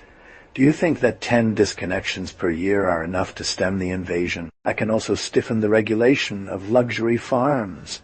What do you think about it?" The old Drag shook his head. "Not enough," he said. "There is not only a problem with the reproduction of eyes, but also with their evolution. And the second is more alarming than the first. Their evolution? You explain, Master." The sage straightened himself on his comfortable mattress and snapped his membranes with determination. "I'm going to have to give you a lesson." He apologized. "Oh, tranquilize yourself. I will not go into details. You know that the Arm have been acclimatized on Yagam by our ancestors of the Second Age?" "Yes, they brought them from Earth. Their native planet." "That's it. Well, do you know what kind of organization the Arm had at home?" The first one was surprised. "Organization, you say?" "But they're animal. They roamed in families, I suppose. or else in wild herds. Not at all. They lived in vast agglomerations of cemented terriers, where everyone had his place. They constituted societies of about 1 million individuals. A close hierarchy maintained a flawless, automatic discipline there. The breeders were cherished, whose sole work was to bear children. At birth, each baby underwent a selection that destines him to reproduction, work, or combat. They had a rudimentary language. A language. Perfectly. Oh, just a few words serving precise orders, always the same ones. The rigidity of their organization spared them from refining their means of expression. I think of an interesting example. A cry of alarm. Ant! Ant! What is? A cry of alarm, I tell you. And it's interesting because it signaled the approach of their traditional enemy, a giant insect organized in a way similar, and also living in primitive cities. But let's move on. Have you heard of the Spraw theory? To tell the truth, no. Spraw was a scholar from the last century. He claimed that Oms had once experienced a more developed civilization, similar to our own, but that in its very perfection we find the reason for a progressive sclerosis, a fixation of lifestyle. Strictly locked in their laws and regulations, the Oms would no longer feel the need to think. Instinct would take over their intelligence. Why reflect when one leads a perfect life where everyone knows in advance what they have to do? The intelligence of the Oms would have gradually atrophied like a useless organ. There would have been a slight regression in the standard of living, then a plateauing effect. Thus the progress of their civilization would have stalled. The first magistrate opened his mouth to say something, but then thought better of it, and simply motioned to his host to continue. "It was just a theory," said the master. "For some days now we've known that Spraw was right. An archaeological mission has discovered a city on Earth. Not a primitive terrier city, do you understand? A city, and 1,000 clues tell us that this city was the work of civilized beings. We found it by miracle under the coastal muds of an ocean. The results of the excavations amaze us a little more every day. It is a considerable event." With clenched fists, the first magistrate vigorously rubbed his temples. "I see where you're going with this," he guessed. "You fear that the wandering OMS will rebuild their ancient civilization, with all the dangers that such a possibility would create for ours. That seems excessive?" The scholar cut in. "Listen well, my dear first. Everyone knows that the is an intelligent animal.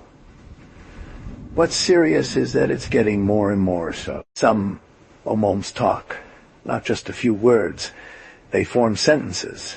The savant Omom has become a frequent attraction in shows to the point where the audience loses interest in them. It's a number with no originality. However, at the last turn of the century, when I was a child, this attraction didn't exist. I have here."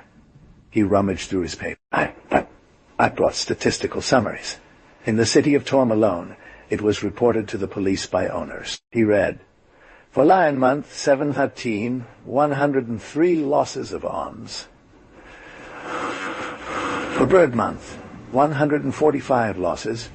Fish Month, 210. Afterwards, month by month, we had successively 227, 321, a fantastic increase. We came to last month with hold on 36 declarations of loss. One should say fuga declarations. In each case, the in question was particularly intelligent. In 1 out of 3 cases, the voluntary flight is proven." He spoke at length, gave more figures, relied on facts, and concluded, "This is what we have caused. We have demilitarized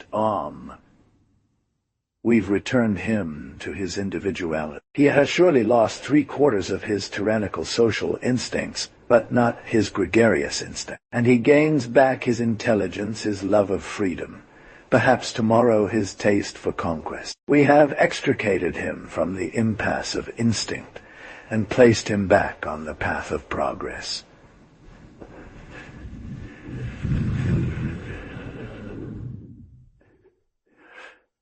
"You have convinced me, Master Sin," he said. "I will intervene the Great Council. But calm down a bit," he added in a smile. "The conquest of the drugs by the OMS is not for tomorrow. Don't laugh, First One. We don't know that either." "You shouldn't exaggerate." "Really?" "And the accident at Clud." The First One raised his arms to the ceiling. "That old story. It's even not proven that these two drags were attacked by OMS. Personally, I have a hard time believing it." The Master rummaged in his tunic pocket. "I have proof," he said. "Look at what my fellow from the southern continent gave me." He handed a fiximage to the first magistrate, and commented. The place was little frequented. It took 6 days to find the bodies, and they were well decomposed. Impossible to extract anything from the first corpse, that of the dit. But 2 stages away the collapsed Dra lay on the road with less damage.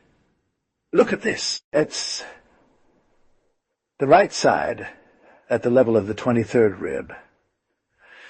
A beautiful bite of arm, isn't it?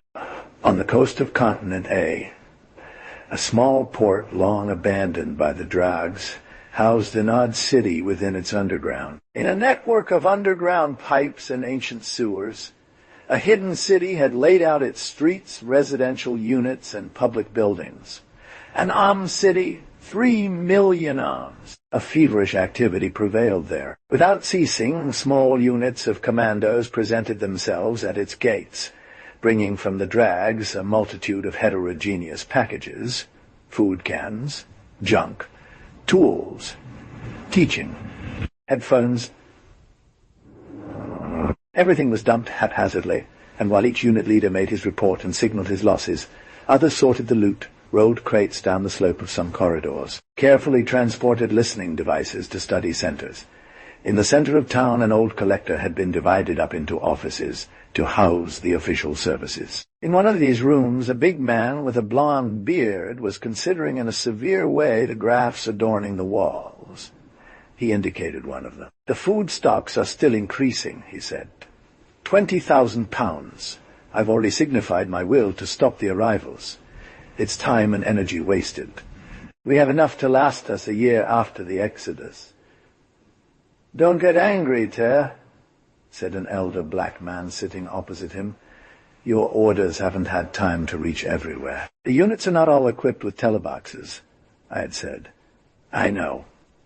Valent is doing what he can, but the factory in question is 150 stages from here. To reach it, you have to move across 2 stages in the open ground, and since there are no moving bridges in this area, we have a lot of trouble getting the equipment. I assigned half of the cable technicians to the E workshop so that they would not be left idle."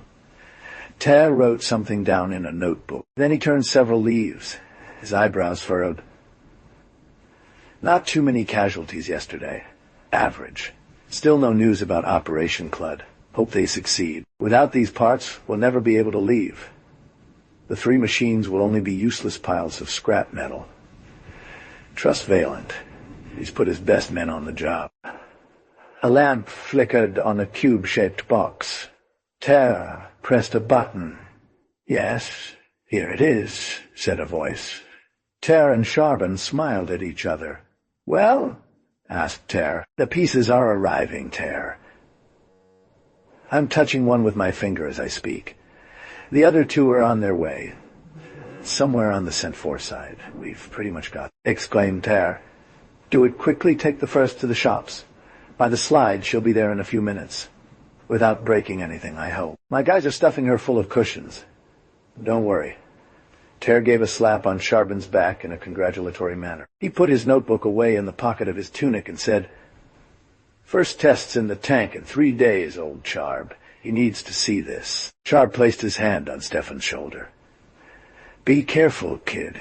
You're working too hard. You're sleeping little. You're eating in a rush. And I've never felt so good." At that moment, some commotion came from the next room.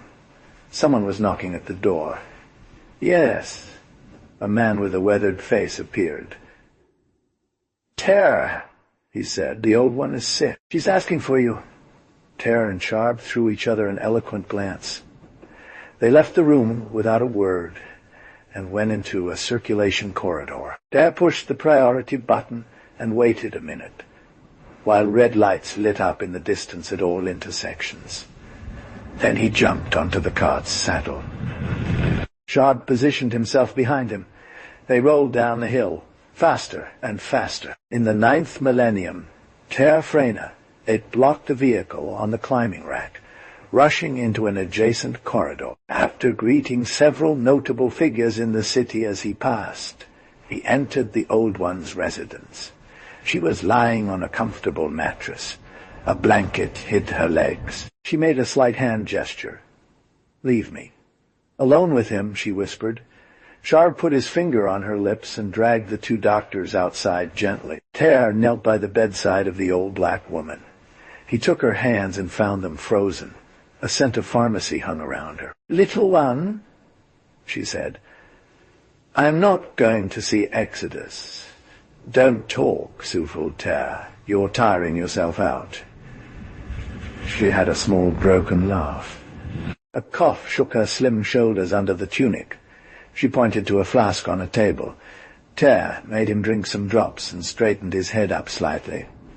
He soon calmed down. "Listen, I wanted to see you before leaving. If I'm not afraid, you know. I wanted to tell you that. I like you, little guy. Don't make a face like that. Look, I'm laughing. We're all leaving now."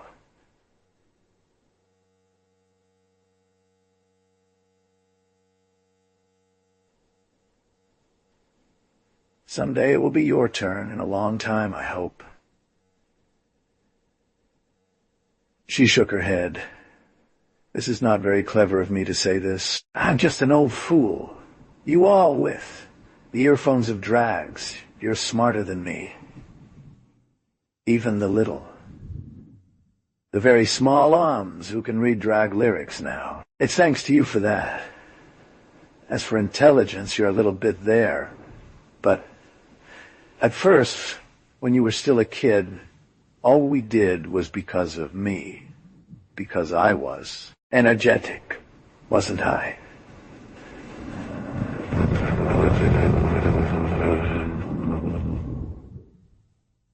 Ter nodded.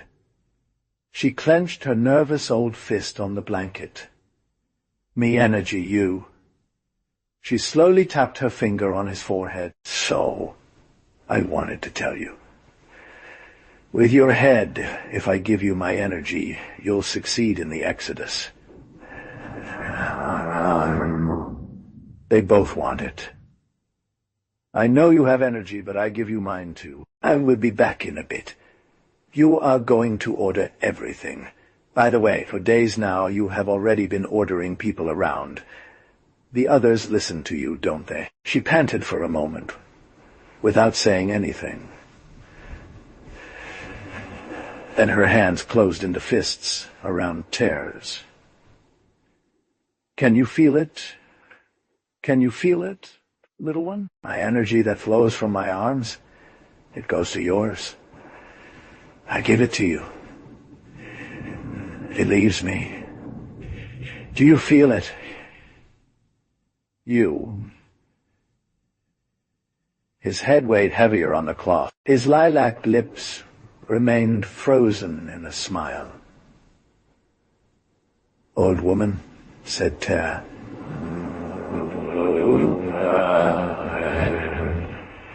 He gently removed his warm hands from the dead woman's cold fingers.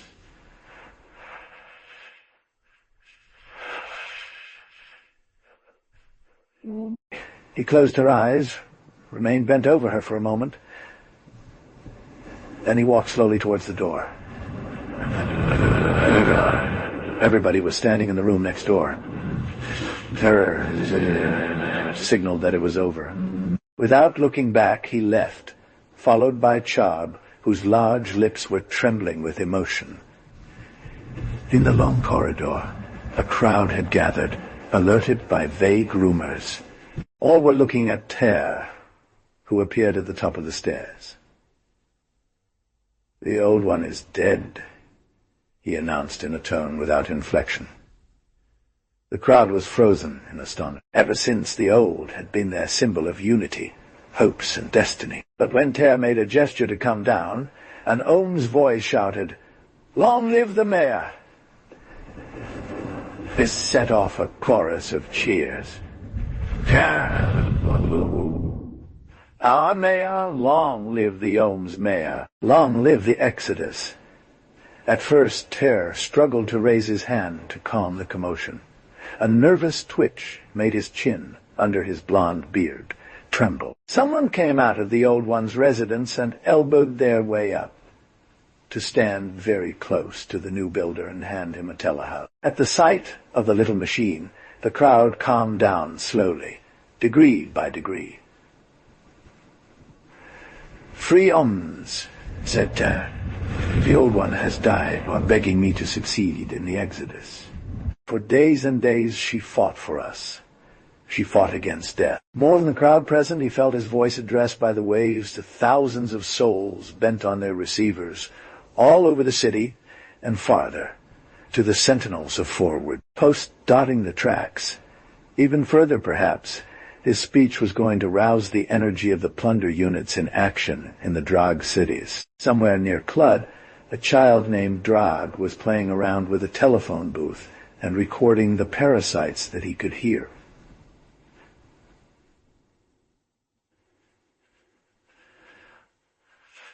As a game, he re-recorded them on a plurograph.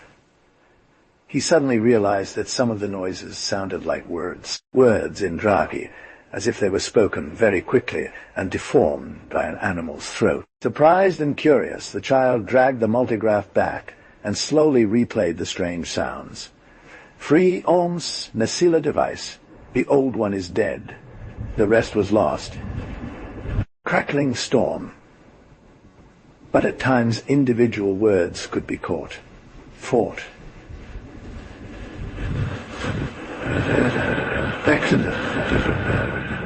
The child dragged himself up, delighted and clapping his membranes. "Father," he cried, "there are some omens that speak in the plurigraph."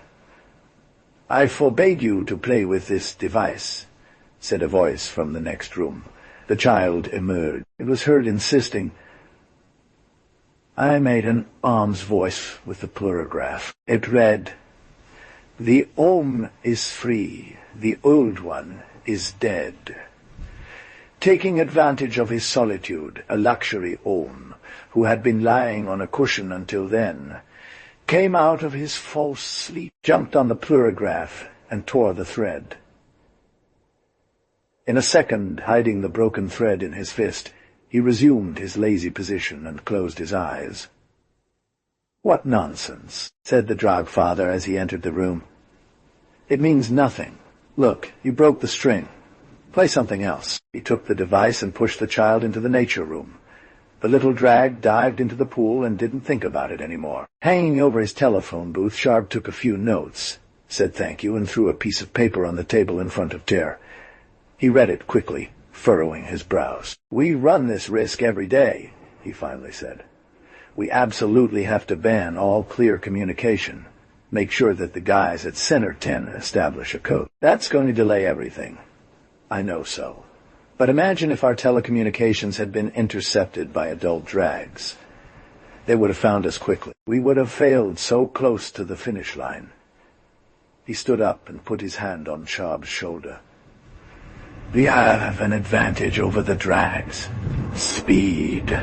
Our scale difference has pushed us to distort their language in such a way that they cannot keep up with our words.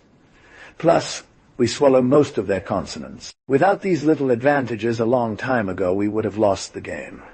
Sharp followed his line of thought. "Establish a code, learn it. In the meantime, suppress all communication by telephone. The pace of our efforts will be paralyzed for at least 3 days. Too bad. We can afford it," he added. "I was talking about speed just now. Think that it takes 1/4 of a century for a drag to reach adulthood. It only takes a year for an Om." He delved into personal memories and said, "When I left the drags, Tiwa, my little mistress, was a girl. She is still a girl today.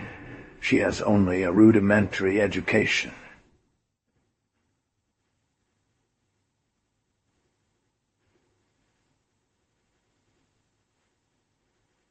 And I am a blonde-bearded I have had 6 children. I studied mathematics and know yigomography well. I have enough knowledge to talk about anything with our technicians. I developed provisional economic rules for the use of OMS. I laid the foundation for economics, too, that will be useful on the wild continent where we want to settle. Speed, always. We live at a different pace. And that is our main advantage. He cast an affectionate glance at the charts covering the walls and continued, In 1 year, we have founded this city, organized intelligence networks, promoted fertility, trained specialists, and accumulated fantastic resources. Our progress is giant-like. During the same period, the Drags have barely managed to vote this small disarmization law that we took the lead on. The exodus will take place before this law is fully applied. I repeat, we must lose these 3 days so as not to ruin everything. Besides, telecommunications will soon be reserved for spies only. Raids will no longer have a reason to exist. We already have everything we need to carry out the exodus, and put the economy too into practice. We will soon live withdrawn in this city. The telephiles will be enough. He pressed a button on the telephone box and said, Workshops. The apparatus purred for an instant, emitted a few clicks before letting a voice come through. Here, Central Workshops. Who is speaking? The mayor. Where are you for Appliance 3? Don't leave, Edile. I patch you into room 3. Here.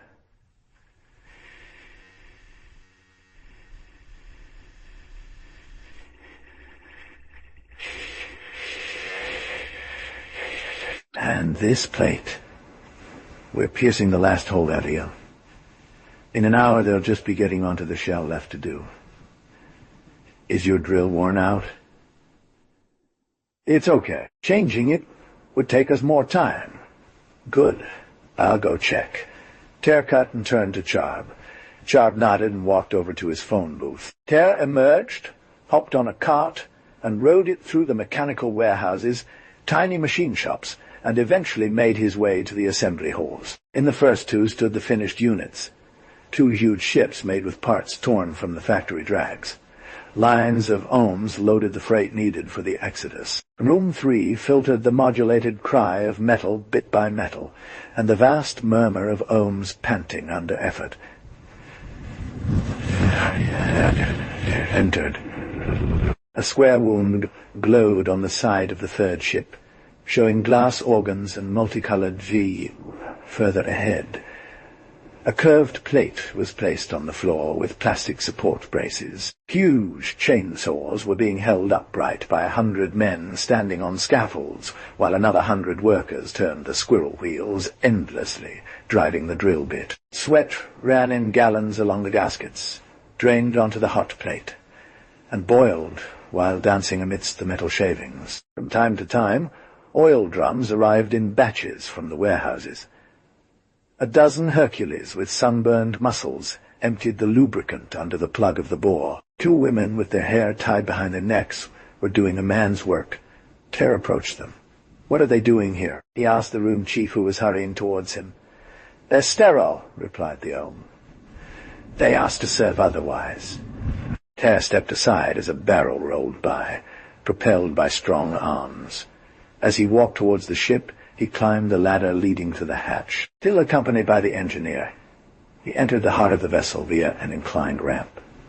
In doing so, his fingers caressed the smooth walls tenderly. His steps led him into the map room behind the pilot station. As he entered, a small group of students rose to their feet. "Long live the mayor. Good health," said Ter. "Sit down and continue your work." He leaned over a map, asked a few precise questions, received answers in the echo, and turned a smile towards the instructor officer. "I swear," he said, "these young people know more than me." The officer made a half-comprehending, half-respectful gesture, meaning, "Each his trade, yours is to command." At that moment the lights flickered 3 times and went out. A failure, someone said, but the lamps gave 3 new flashes before letting night take its definitive hold. "An alert! This tear."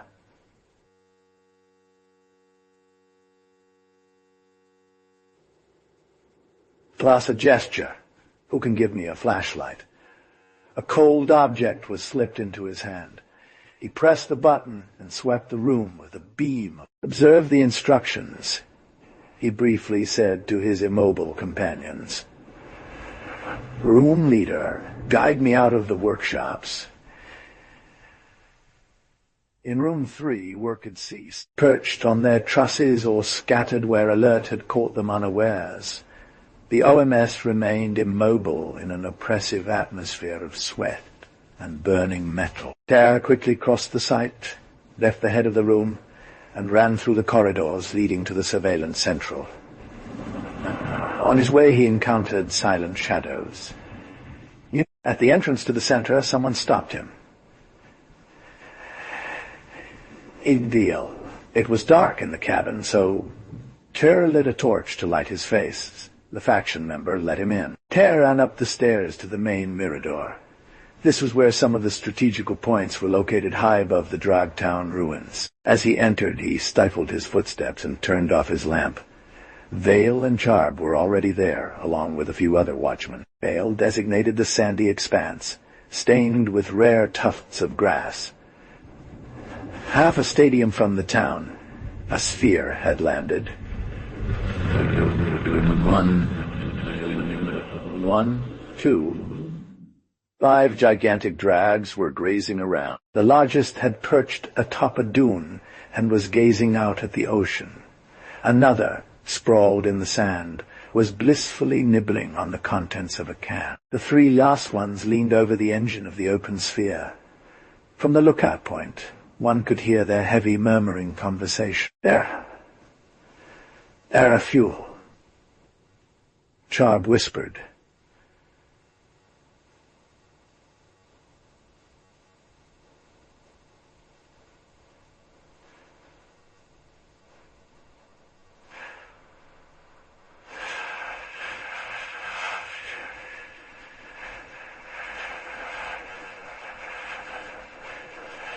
But he kept quiet, attentive to the smallest movements of the bat-like giants. At the end of long hours, the pilots returned to their craft, which took off immediately. In a few seconds, the sphere disappeared from the horizon. "End of alert," ordered Ter. And while an Ohm was transmitting his order by telebox, he looked at his friends with a serious expression. "No sphere ever passes through here," he said. "These drags have come for a specific purpose." "Their malfunction was a ruse," Vale protested. "How can you be so sure?" Ter continued without directly answering. "Have you ever seen a drag eat while lying on its side? Have you ever seen one take an hour to finish a food box? That one was performing. He was stuck in a rut." Charb took a jump. "You sure?" As sure as Ter that the other was burying something in the sand with a detached air. He surrounded the town with detectors or something similar, while pretending to take a stroll. "Let's go and take a look at this up close," said Stefan Wul, leading the way through the dunes. They got off the lookout and ran to where Drag had started his work. It did not take them long to dig up a round object from the sand, topped with a metal antenna. "What is it?" asked Valant. "I don't know that," said Ter. "Be careful with this and bring it to the labs."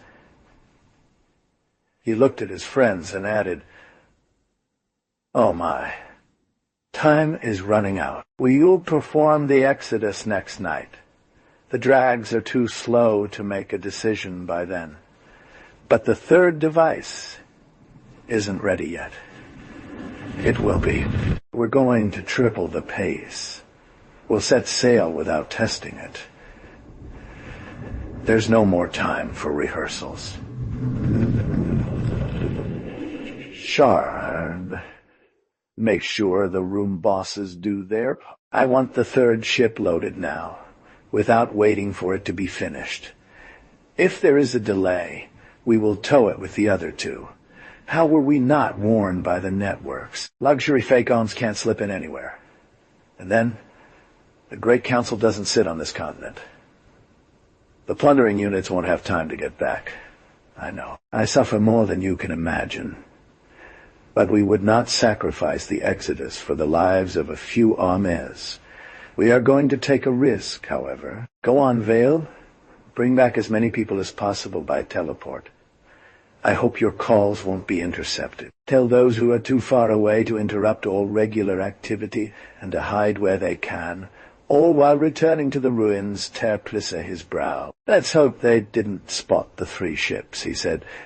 Do we have any thin metal? I'll check the reserves, Charb said. Why, I imagine there's some megapoids left. Why? The Edial had a vague gesture. I'm devising a little trick to deceive the drags. A stamp vibrated on the table of Premier Adil Assad. He pressed a button and said, yes? Operation Old Port is completed, Mayor, a voice said. The images are at the lab. The mayor jumped. Have them brought up as they come out, he ordered. He touched another contact and said, Master Sin will arrive at the intercontinental spaceport in a few minutes. Have him get to my place as soon as possible. Soon the first fixed-image proofs fell into the drawer reserved for emergency folds. The Edial snatched them up and spread them out on his table. He scrutinized the enlarged views of the abandoned city. From time to time, he let out a low grunt. A few faint clues revealed to him in these ruins a strong concentration of OMS. He delineated in red an old sewer with footprints of bare feet, as he did around 3 small silhouettes, cut out against the light of a crack in an old wall, and noticed the insolvent presence of a pile of new boxes, badly hidden by a curtain of herbs. They told him that Master Sin had arrived. They didn't waste time in vain politeness. The editor pointed to the images at the old sage. He quickly glanced at them and said, Not very interesting. We already knew that there were omnifilms in this city. You only worked on the surface? No, master, replied the editor. He leaned over the drawer and pulled out more copies. Here are transfix images. What depth? See, it's written in the corner of the sheet. 50 millisteps. Master Sin had an satisfied. He tilted his wrinkled head towards the table. Soon his nervous finger rested at the top of the image.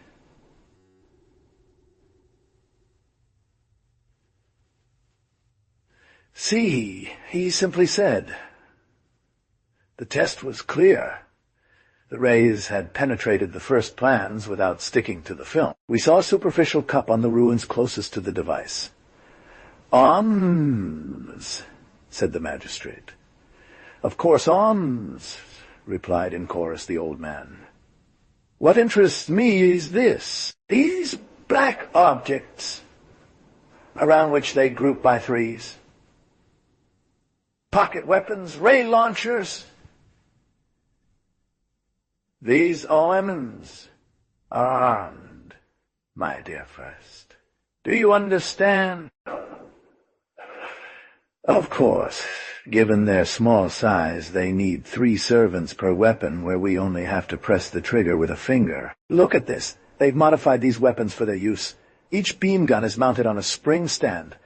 They've welded a lever to each trigger button. Our strategically placed batteries. Hold on. There. Here. 3 more. At their scale, it's a real artillery. Do you realize that at the slightest offensive gesture, your drags were killed practically at point-blank range? That's scary. The master nodded thoughtfully, his wrinkled head bellowing from age.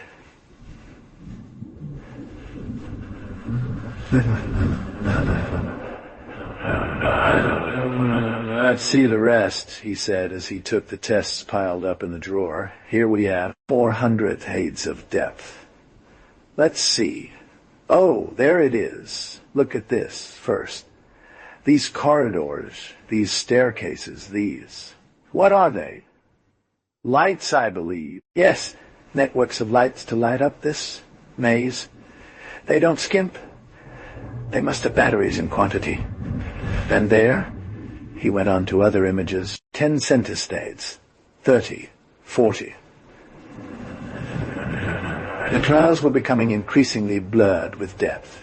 Each cut was surrounded by the spurious projection of the previous plane. Nevertheless, the two drags recognized armories, food and tools, dorms, nurseries, instruction rooms full of listeners on which clusters of students leaned by 10. "This is the most dangerous," said Master Sin.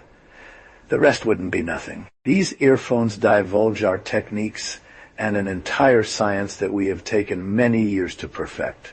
"Your last sentence is reassuring," argued the first. "If we have taken many years."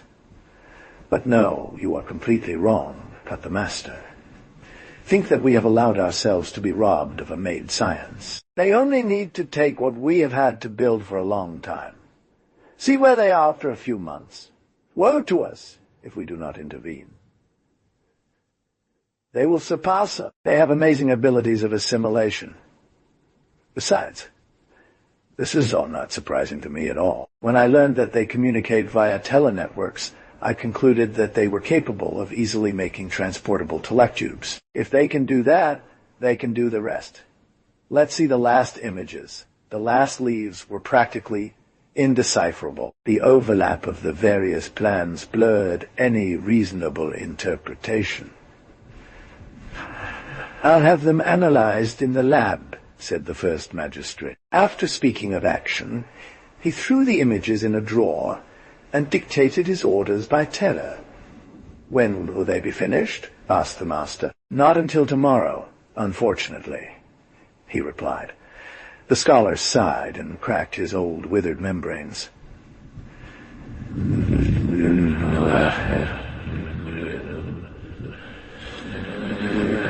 "I've taken other measures," said the magistrate. "I told you about it." "Yes, I know. A telebomb." "The city is almost besieged. If they have motor vehicles or bubbles, it will be impossible for them to use them." The old man made a discouraged gesture towards the fix images spread on the table. After seeing all this, he said, "I wonder if they haven't noticed your agent's trick. They are capable of having dug up your elements and changed their wavelength for their own use. All the same, my dear ones have acted quietly at our level. But a barely perceptible gesture can present itself as an enormous blunder to the eyes of a small fly that is a bit observant. I think we will need to consider more brutal, more decisive measures. Crush everything without warning, perhaps. I don't think they can fight us on equal terms yet, but we only spotted one town. And were there any others?" The contrariety slightly dimmed the red eye of the elder. "That would surprise me. The rare telemessages that we have picked up." "Rare telemessages," said the Master bitterly. "That proves you didn't pick them all up. Suppose they've got a code. Imagine if there were 10 such cities working secretly on each of the 4 continents. There is no evidence to support such assumptions. The leaders of the other continents have found nothing more alarming in their own realms than the erratic activities of rogue OMS, the de-omization. I wonder if de-omization doesn't favor the evolution of OMS by giving them the need for defensive organization." The first Edil raised his arms, stretched membranes. "But it was you yourself, Master, who first advised this preventive measure to my colleague from Anor. I could be wrong. I am not infallible. I still didn't know the proportions of the danger. Believe me, it's time to ask ourselves if the Drags are still the dominant race of Yigam." "You push things into the dark," said the magistrate, emitting a creaking sound like laughter.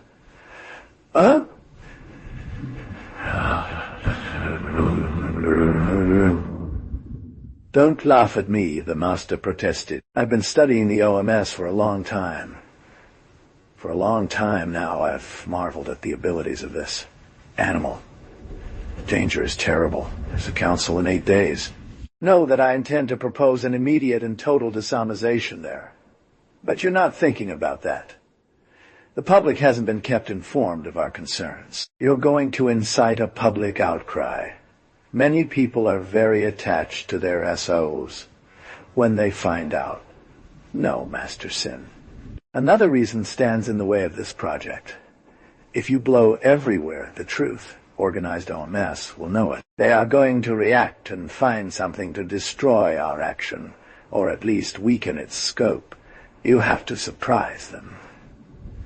The master remained thoughtful for a moment. Maybe you're right, he finally said. We could pretend an epidemic and make the vaccination of the ants against the phantom disease compulsory. In the guise of this lie, we could not kill the ants, but destroy some brain centers to take away their intelligence from them. What do you think about it? That sounds clever. I will have the question studied. Bliss upon you, Master Sin. You still manage to scare me. From tomorrow, I will convene a restricted council at continental scale to consider a significant action. The master stood up.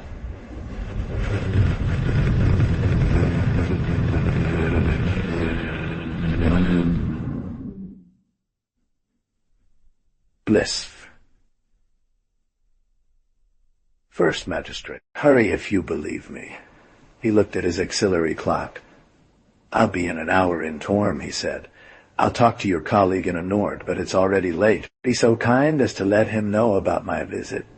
5, under a topaz sky, darkened by the sunset, a vast sea of fresh blood gently lapped from one horizon to the other. Currents brimming with plankton wove their patterns at random in the breeze. Lost in the immense poem, 3 ships cut their way through the ocean of colors, oblivious to the nonchalant graces and languid enchantments of the waves that shimmered with aid. 1,000 hues as they paraded in their splendor. Bound for the east, they carried within their sides all the hope of a race breaking free from its chains. They went in a triangular formation, the first 2 towing the third, whose hull groaned with uncorded arms. Whipped by embers, sweat washed away by the vermilion sea breeze, the OMS weighed heavily by the bunches on their backs, glistening with wetness as they clung to the last ship.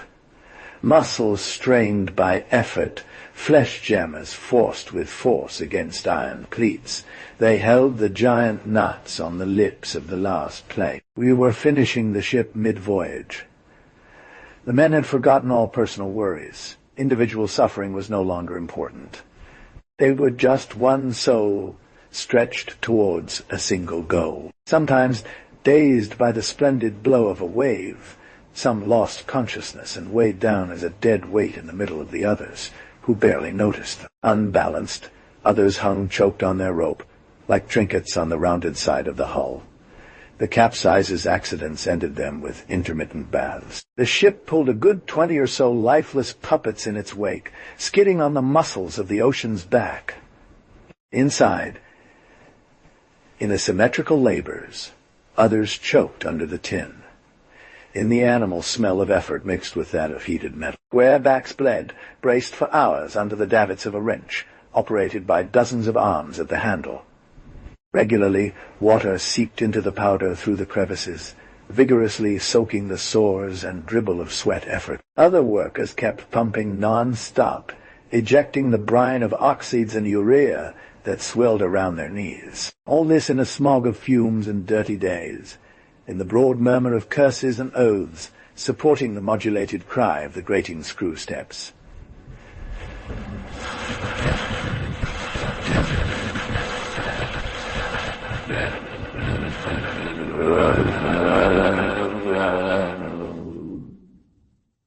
Mad symphony timed by the sea, cymbal clash strokes.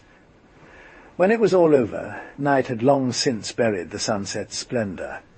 Weary, the outside crews passed through one after another. Thumpers were relieved as the technicians began setting up the last reactor. The hardest part was over. The site manager warned the master of the ship, who immediately announced the good news to Ter. Communication took place via the telephone wire stretched between the two ships. "Perfect," said Ter. "How long will it take to finish?" Master Board 3 hesitated. "It's hard to say, Architect. According to the chief, between 10 and 15 hours. Without even considering the difficulties caused by the waves, it will take time to dry the reels. If I had to do it over—" "Yes, I know," said Ter. "We wouldn't have mounted the reels before departure. The drying will take longer than the time saved by mounting them." Well, spontaneous action inevitably carries errors. But let's not talk about the past. Ter turned towards Boardmaster 1 standing next to him. "How much for Siwo?" he asked. 12 hours without pushing," Ter answered. "Have you heard your shipmate from Vessel 1? Ter bent over the telepod. "In 12 hours we will reach the Siwo current.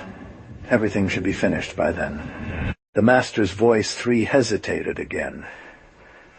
"I don't think it's wise to count on that, Adil. Do your best. Notify me in 10 hours of the progress of the work. If you're late, we'll slow down." "Understood." Ter cut and walked back and forth in the cabin.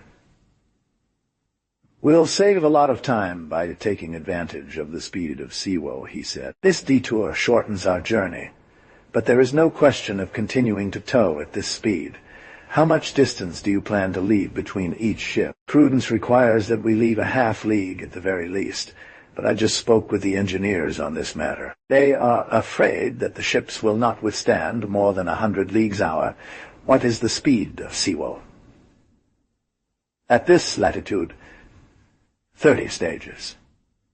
But the speed doubles at the confluence of South Siwo, and the south current is scattered with egg islands. The hulls will suffer. We'll have to cut our own speed down to 15 stages. 15 plus 60. We'll still be flying at 65. But our speed will remain at 15 compared to eggs. We'll crush them on the way. If we go any faster, we'll end up crushing ourselves." Ter furrowed his eyebrows. "And the eggs," he said. The Master Board made a reassuring gesture. "According to specialized listeners, the eggs won't hatch in this spot, especially not now.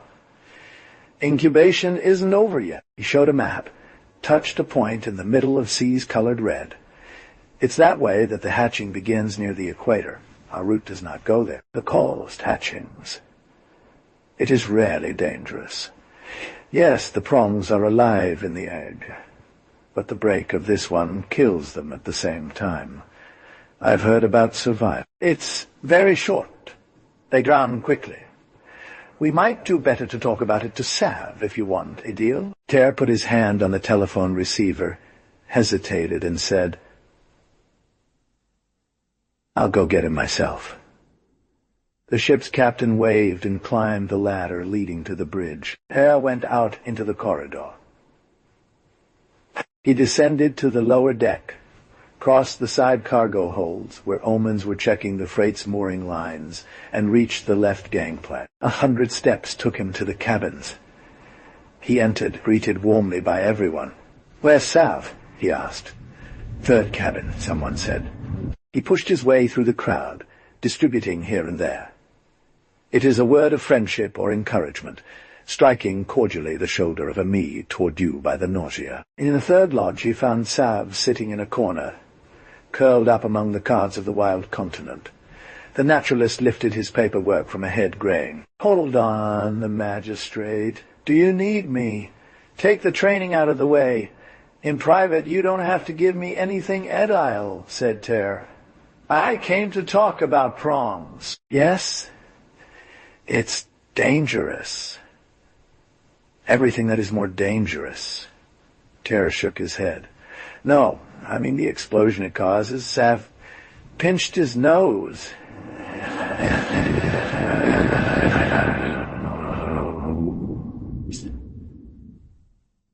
"It depends. he said. In general, they are too weak. No sooner born than a man, however. Given their weight, they can have a heavy gesture with consequences. He blinked an eye while commenting. I know how to choose my words, don't I? You're very witty. Thank you. I was saying that. According to the headphones we have at our disposal, the newborn prong may have a unlucky gesture in its agony. Last month, the plunder units brought back an old headset in which I found out about it. 9 times out of 10, there is no danger.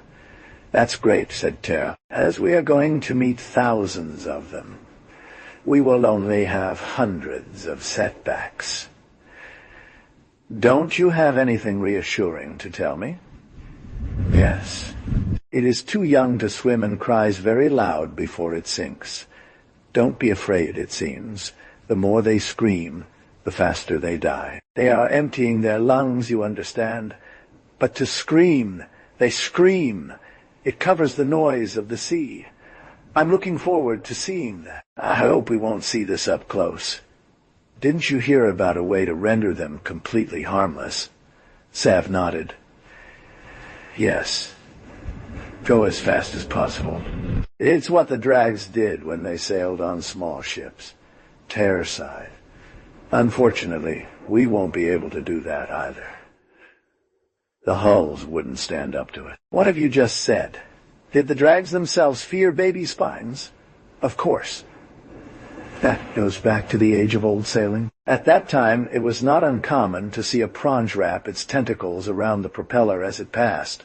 Before dying, it could very well destroy the building. And even when it survived, with its damaged propeller, it risked spinning for months in the Saiwo before crashing into the Ambala reefs at the end of the line. Ray guns did not yet exist. Bullets ricocheted off the spikes and didn't finish them off fast enough to avoid the accident.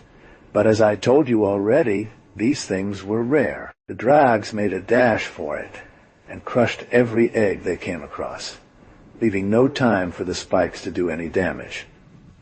Ter grabbed Sav by the sleeve. Now you tell me all this? You didn't ask me anything, the naturalist protested. You got me to say by Chard to concentrate on studying the fauna and flora of the wild continent. I assumed you knew all that and had taken precaution. Ter held his head down. You're right, he said. It's my fault. I couldn't have imagined. That's my fault. We have weapons, Sav suggested. It's impossible to use them. They would need to be mounted on the hull, and it's too late now. Avoid the Siwo. That's impossible, too. The trip is scheduled for a set time. We can't do without the Siwo without losing 2 days. And the reactors must be checked every 10,000 stages. So I see only one solution, to travel in diving suit. We will never stay underwater for so long. I mean, to dive as often as possible. And waste time, whispered slowly Ter. I'll talk to the shipmasters. Let's see. He turned away from me and then turned back around. How much does a newborn baby weigh? 10 to 15,000 pounds. As much as the 3 buildings combined, sighed Ter.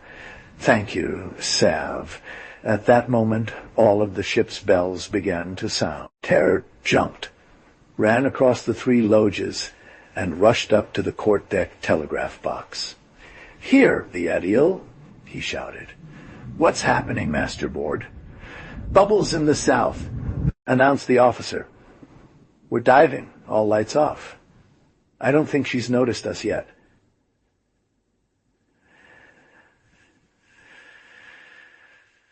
And the others, they're fine. Building 3 is following. The cables are still holding. We're reducing to 5 stages. 20 long hours later, a foul dawn rose over the sea. A sea of wine was traversed from west to east by a mortarized current. The Siwo. The 3 buildings sailed together, spaced half a stadium apart from one another. Around them, flying fish leaped, with golden crests in deep violet folds. They shimmered on the sea like sequins on the folds of a cloak. Sometimes a few people would fall back onto the black deck of a ship and jump in disorder before being thrown by the roll of the next following. After another hour, the first egg appeared, as a round green hill bouncing around the waves. It was easy to avoid. It spun for a long time, in the wake created by the passing boats, disappeared into the distance. But already 2 giant balls were visible on the horizon. After sailing 30 stages, they caught up without difficulty. Ship 1 had to turn a little to get between them. Then it was groups of 5, 7, 15 eggs at a time that needed to be maneuvered around. Time was lost. When the sea was covered with eggs, Ter ordered, with death in his heart, to increase speed and go straight ahead. All excited, Sav had asked permission to go up the gangway. There were already 5 Omni-men aboard. The magistrate, the captain and sub-captain, the bar-ohm, and, seated in an angle, the ohm in charge of the telebox. As the 3 ships were separated, wireless communications between them had to be re-established. They used a code. The naturalist positioned himself so as not to bother anyone, and with clenched hands on the railing, opened his eyes wide. The first egg was not struck. It rolled all along the hull with a thunderous roll. The second was hit full force and exploded at the bow in a spurt of green-tinged mood that stained the bridge window. Crew members felt as if they were passing through a jar of jam. Sniffing through a hollow, the ship gave the impression of sneezing. It washed away the viscous trail spread across the deck and attacked another egg.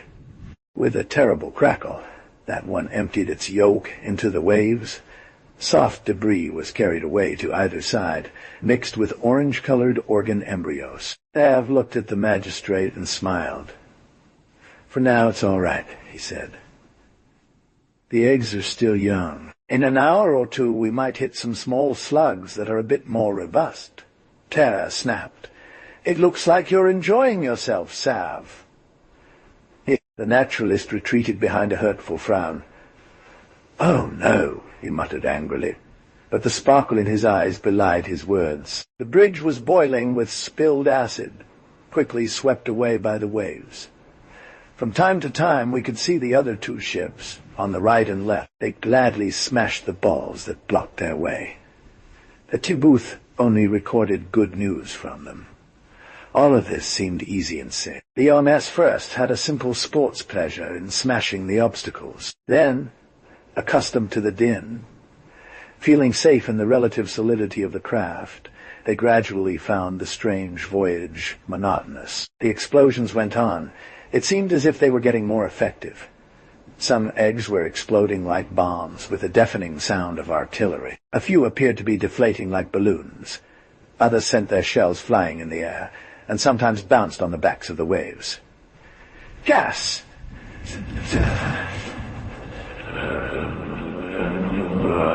"It must stink outside." Ter looked at him. "What gas?" "Yes," said the naturalist. "These eggs are filled with gas due to the attack of acids on the inner surface of the shell. They are closer to natural hatching. Hold on." He pointed his finger at the bridge. A torn package of green convolutions twitched and spasmodically flapped before being carried off. "It was a heart," said Sav. "A heart that's already formed.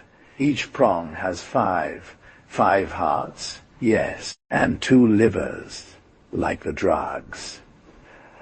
A gigantic egg appeared as if by lightning on the ship. Picked up by a wave while the ship heaved, it smashed onto the bridge hatch, spewing a glaze of viscous liquid that blotted out all visibility. The masterboard ordered a dive to clear the filth smearing the windows. As it came back up to the surface, the vessel hit another sphere. Flakes of membrane floated like wet laundry at the corners of the hood, and one could sail freely in open water to meet another flock of eggs approaching in the distance. The radio officer handed a paper to the master-at-arms, who read it to the Ediel. Vessel 3 was reporting a minor malfunction. Disrupted by the impacts, 2 heavy induction coils had broken their mountings and ripped away part of the installation in their fall. "Ask how long it will take them to fix that," Ter ordered. The reply came quickly. 30 minutes. Ter looked out at the wrinkled horizon of rounded hills. He raised an eyebrow towards the master bulkhead. "We'll be there in 20 minutes. Estimated the officer. Motors out of order," ordered the mayor. "Give the same orders to the other 2 buildings." Far on the left, a bit behind, we saw some eggs explode. Ships 2 and 3 soon appeared and approached the shipmare. It still sailed on its beam. A giant egg spun like a top in its wake. Its polished shell, wet with embers, caught the reflections of the troubled sky. As it passed Building 2, the egg tipped on its side and flew straight onto the road to Building 3. It didn't try to avoid it. A faint thump was heard, clashing against the expanse, and the omens saw their first living spindly prong. The enormity of the spectacle slowed down the phases. Like in a dream, one saw a long cracked snake around the shell's edge. The boat vanished beneath a tide of ill-humored emotions. As a devil jumped out of a box, a green-skinned being appeared to stand in the lower part of an egg, forming a husk. The prong seemed to stand on the sea, with its half-closed eyes like a newborn. Its huge and wrinkled face was adorned with tufts of tentacles at the corners of its lips. The cockiness of this mustache-faced duckling, balancing on the side of a wave, was swept away by his cry. The soft mouth opened like a funnel, longed for the clouds. The vibratory, monstrous sound struck the sea like a whip on a drum. The smooth water laughed at small waves at an even round stadium, and the ocean seemed to have goosebumps. The whale awkwardly unfolded a fin, still making noise. It spun around, lost its balance, and fell like a slap. When the foam rain fell again, we still saw eyes squinting in the head, floating. But heavy water had already entered the open mouth, drowning a gasp of agony. We saw the flipper flutter, fold in half in a semicircle around Ship 3 that was already moving away. It seemed to roll over, do a loop on the edge of a blade, and disappear forever. Pale, after an hour of fruitless dives, the mayor ordered the search abandoned. "Farewell, brave comrades," he said. "As for us, it's impossible. We're not going to pass. Let ourselves drift with the seawold to spare the reactors. Lose 2 days. That's your opinion, Sav. You're right," he said. "The first prong costs us a ship, and we must still encounter thousands of eggs. We sail at their speed, but above all, do not break them.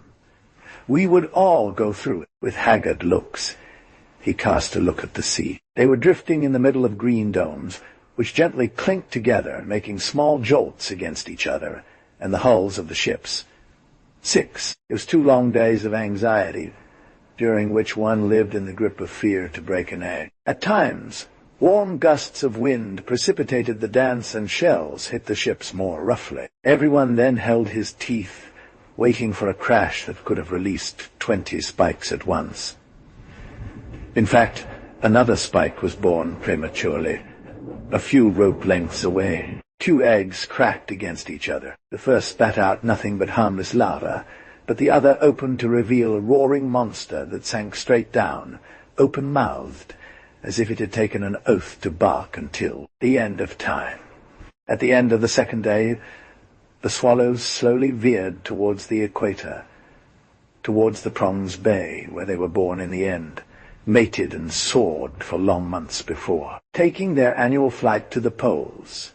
At the poles, they laid eggs in the waters of the current, and the cycle began again. Ter decided to leave the swallows. As it would have been a shame to have an accident at the last moment, both ships dived for the 10 stages that freed them from the sea river. The following night was calm, but the rising sun revealed purplish waters. We were approaching the foam pot, where the ocean, worked by contrary winds, swelled in an amazing way. Little by little, over the hours, the building split open a creamy sea. A shipbuilder's ship led the way. Its prow tore through packages of white foam, then real cotton balls floating on the surface. and finally mountains of froth resembling icebergs at a distance. Soon the water was invisible. So was the sky. On duty, advanced blindly in the middle of a giant and soapy laundry, in an iridescent world, crossed by magical and multicolored reflections. 1,000 transparent spheres fused around the ships, above, everywhere, spitting and muttering, sparkling with 1,000 different lights. They went a long way in the games of a light, varying to infinity its spectra and rays, its images and mirages, its refractions and veils, in an unreal chromatism, in a geometry where the eye was lost in multi-concave perspective. Far above them, invisible, the sky played with its golden clouds, projected its fancies into the foam like an artisan of a giant kaleidoscope. With eyes burned by wonders, they emerged only at evening of this palace of illusions floating on the sea, and there suddenly appeared around the bend of a hill of foam. Another mirage awaited them, far out on the horizon, and yet so real that one felt like reaching out to touch it, carving its mountains into shadow above a still shimmering sea. The savage continent seemed to float above the waters like an airborne island. Terror had the hood popped. A rush of scents wafted onto the bridge, as if the land itself were delegating to welcome them. Calm in the bay. Very high, a few birds whirred around, croaking in the warm air. The portholes were opened. A crowd of emigrants filled the decks. Terre had a happy word, fitting poetically to the setting. He made a gesture with his hand. "Omens," he said. "Fate is offering us the wild continent like a cake on a silver plate." He turned toward Savy and said, "We haven't even forgotten the garnish." This referred to the strange islands of flowers and fruit that floated here and there, gently swaying, with little waves nipping at their edges with a warm tongue. Thav seemed to emerge from a dream. He gazed at the fruits and flowers that the four-corn banged slowly as it passed by. "I don't advise you to go there," he said. "Why not?" "Pandanus fruit, so that's it." "Yes." Deadly burns. As we approached, details emerged. The continent was outlined in panoramic shots, with red, gold, and violet dominating, depending on the distance. Slow breezes were sweeping lazily through palm fronds bent over the beaches.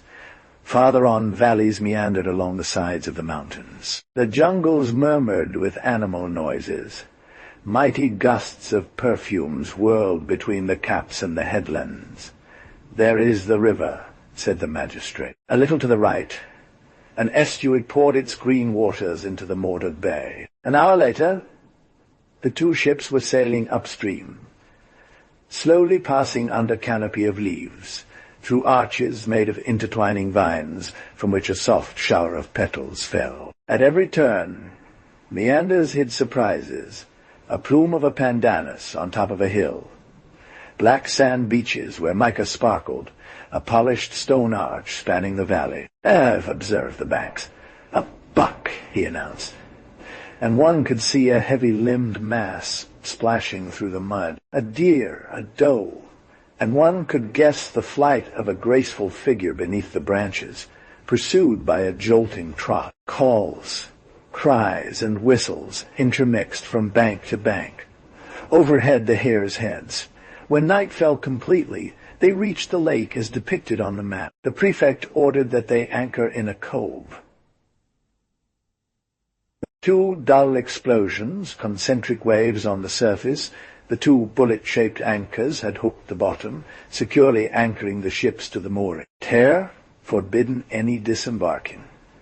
He went down to the map room, accompanied by Save and two officers. Charb and Vale, who had traveled on ship 2, soon joined them by crossing from one side to the other. The ship's master and the chief mate followed. "OMS," said Terre. "The exodus has succeeded. It cost us dearly, and I'd rather not talk about ship 3.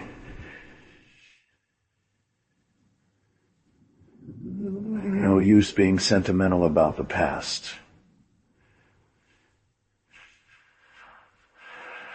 Other dangers probably await us, but we are safe from the drags. They seldom put their foot on this continent. It will be easy for us to hide for a long time, but it will be more difficult to organize ourselves to survive. Our supplies won't last forever, and where we are, no factories or warehouses to raid. We're no longer the parasites of the drags, but the master race of this wild section of Yegum. We owe no one but ourselves, but we can only rely on ourselves. And then, let's not forget that we have a duty to fulfill. We are privileged. Millions of children are still prisoners of the slavers. We will need to free them from this slavery. This great project may take the duration of several generations. We probably won't see it realized, but let it shine above us like a sacred goal to attain. Let it dig into our energies, and the children of our children may succeed. He spread out a map and put his finger on it. The highlands, he said. That's where our installation is supposed to be. The jungles that surround us are too unhealthy, despite their allure. The Grand Council of Drag met in turn in the capital of each continent. This time it was held in Clud, the capital of Sade, in a vast room adorned with busts, the most famous mayors of past times. The 4 mayor-elects sat on thrones surrounded by around 20 subordinates. Admitted as a speaker, Master Sin was seated on a comfortable mattress in the center of the room. Equidistant from 4 large tables, he spoke, and his passion and conviction for his presentation made him gesture a little. Skeptics. Some counselors suspected him of being a show-off and muttered that he made effects out of membranes. "Finally," said Master Sin. "The fix images you have in your hands are eloquent. I conjure you, counselors, not to minimize the importance of facts. The Drags have always considered themselves, rightly so, as a master race, although it may seem ridiculous to imagine another race capable of superseding them. I argue that OMS pose an immediate danger. You cannot deny the images before your eye. The OMS have built a city, organized themselves, and armed themselves.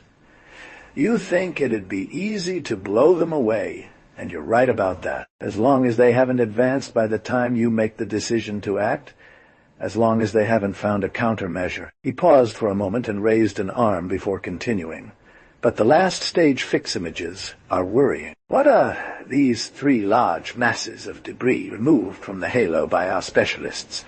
Some have talked about spaceships, which would be alarming and prove a terrifying technical efficiency. But our concern should then be nuanced with secret hope, because the manufacture of these machines would reveal in the OMS a desire for exile, flight. It would then be political to try to make contact with them and help in their projects. We would get rid of them. Unfortunately, or fortunately, I don't think it's about that. It's too early. The OMS are not yet able to do that. I would lean towards another hypothesis, supported by the views of eminent specialists, and, without even talking about specialists, simply common sense." He wiped his temples and suddenly pointed to a map of the South that was hanging behind the delegates from that continent. "The Omens have chosen a port," he cried. "The closest port to Wild Continent. And the 3 enigmatic objects are ships. The profile, the shape of the prow, the shadow of the gateway cap. Everything is there. It must jump to the eye the least informed." He looked from one to another of the 4 first magistrates, slowly, and marked, "We have to hurry, magistrates. The omens are fast. If you don't act in time, the Wild Continent will soon be unapproachable without great disasters. If you pull off a big coup, even for nothing, assuming that my ideas are no more than hallucinations of an old man, you will only strike it in shadow, but it won't cost you anything, and you'll have a clear conscience. I've spoken." He greeted by parting his membrane, said, Happiness to you, and left the room. As soon as he disappeared, the EDL of a Sud raised his hand.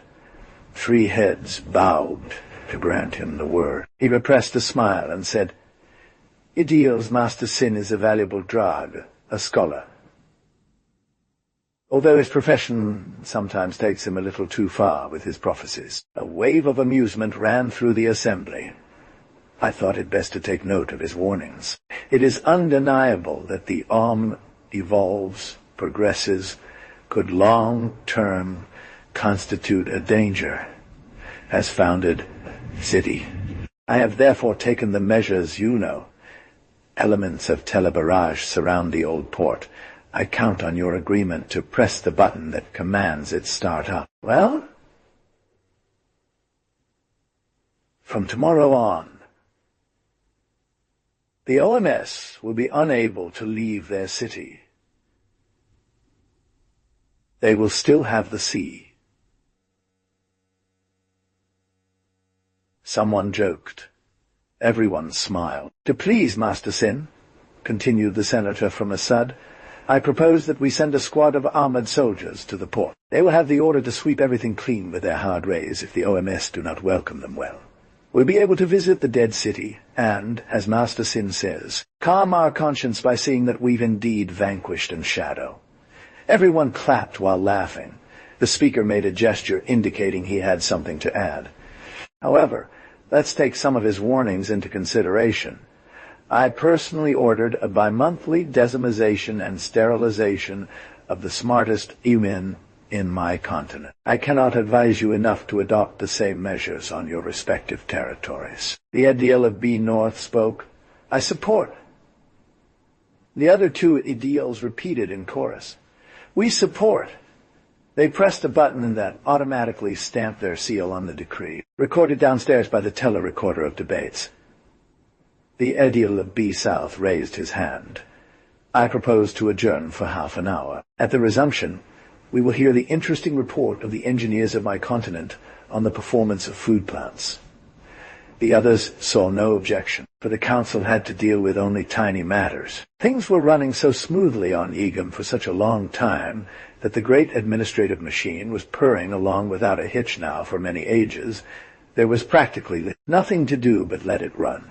Everyone went for a swim in the palace pool at some point, delighted to have attended a session that varied somewhat from the usual monotony. A few days later, 3 spheres of the army dropped off around 20 armored drags near the old port. Under cover of their diving suits, the soldiers advanced amid the ruins, without suffering any attacks. They knocked down a few walls, searched the sewers, took film of some bizarre installations, and, to be on the safe side, went through the city with hard beams. They didn't run into a single arm. When the images brought back by the small expedition reached the mayor of Clud, he guffawed with satisfaction and called Master Sin by transcontinental T-Box. Do you know, he told him, what your 3 ships built by the OMS were?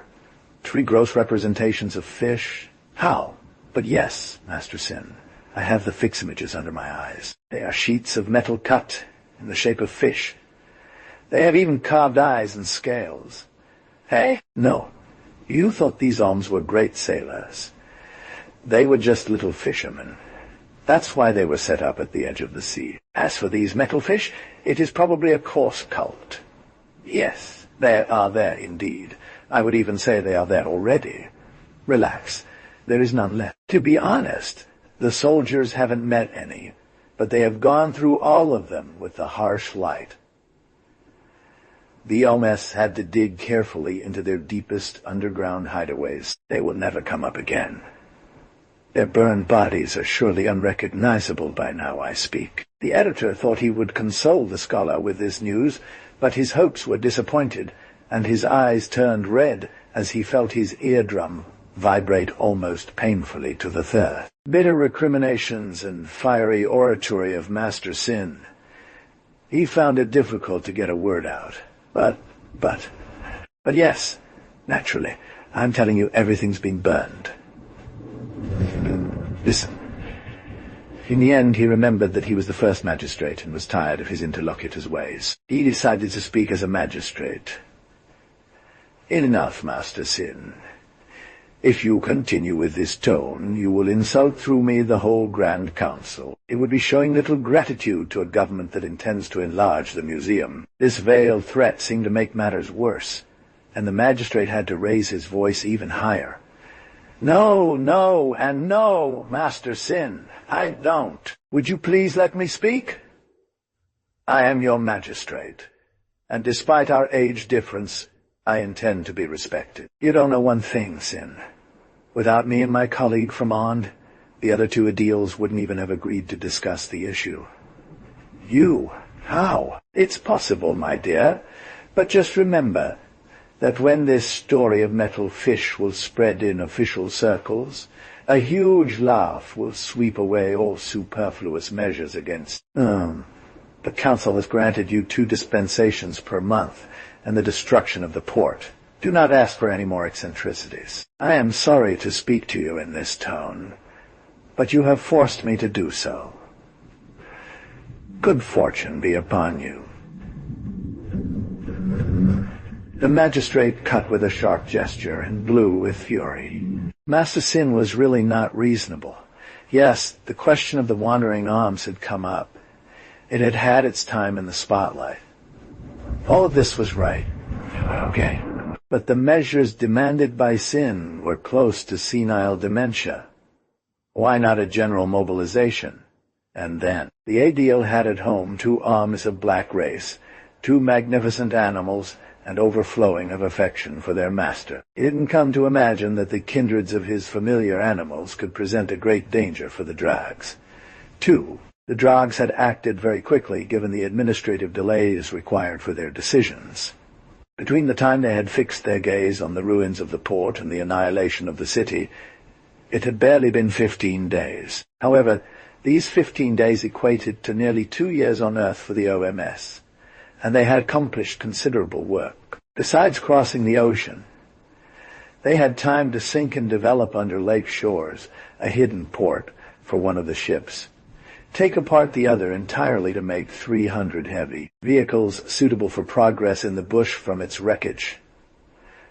As the vehicles were being constructed, they were sent out to reconnoiter the high plateau, which had been chosen as the site for the final installation. So a shuttle of real armored tanks constantly ran between the landing ground and the heights, gradually carrying up all the material, workers and technicians necessary to build a city. Terra himself made the trip several times to supervise the work. Finally, by tens of thousands, long lines of ants, flanked by the protection of tanks, slowly climbed through the jungles. The babies, young mothers, and infants in tow, although vaccinated for all possible tropical diseases, practically didn't touch the ground before arriving at their destination. At the landing stage, Stefan Wul had loaded them onto the ship in good condition. During the journey, they stayed in their caged vehicles. This way, any accidents were avoided as the country was full of wild beasts, or even tame animals, but dangerous because of their gigantic size. Finally, about the time when the draggy deal of Isud drove his nail into Master Sin, the last cohort of emigrants prepared for departure. Terror had insisted on being there, except for 2 or 3 inspection trips. He had remained as long as possible on the shore of the lake to reassure the back ranks with his presence. The others indeed needed him less. They lived in a healthier climate, less debilitating.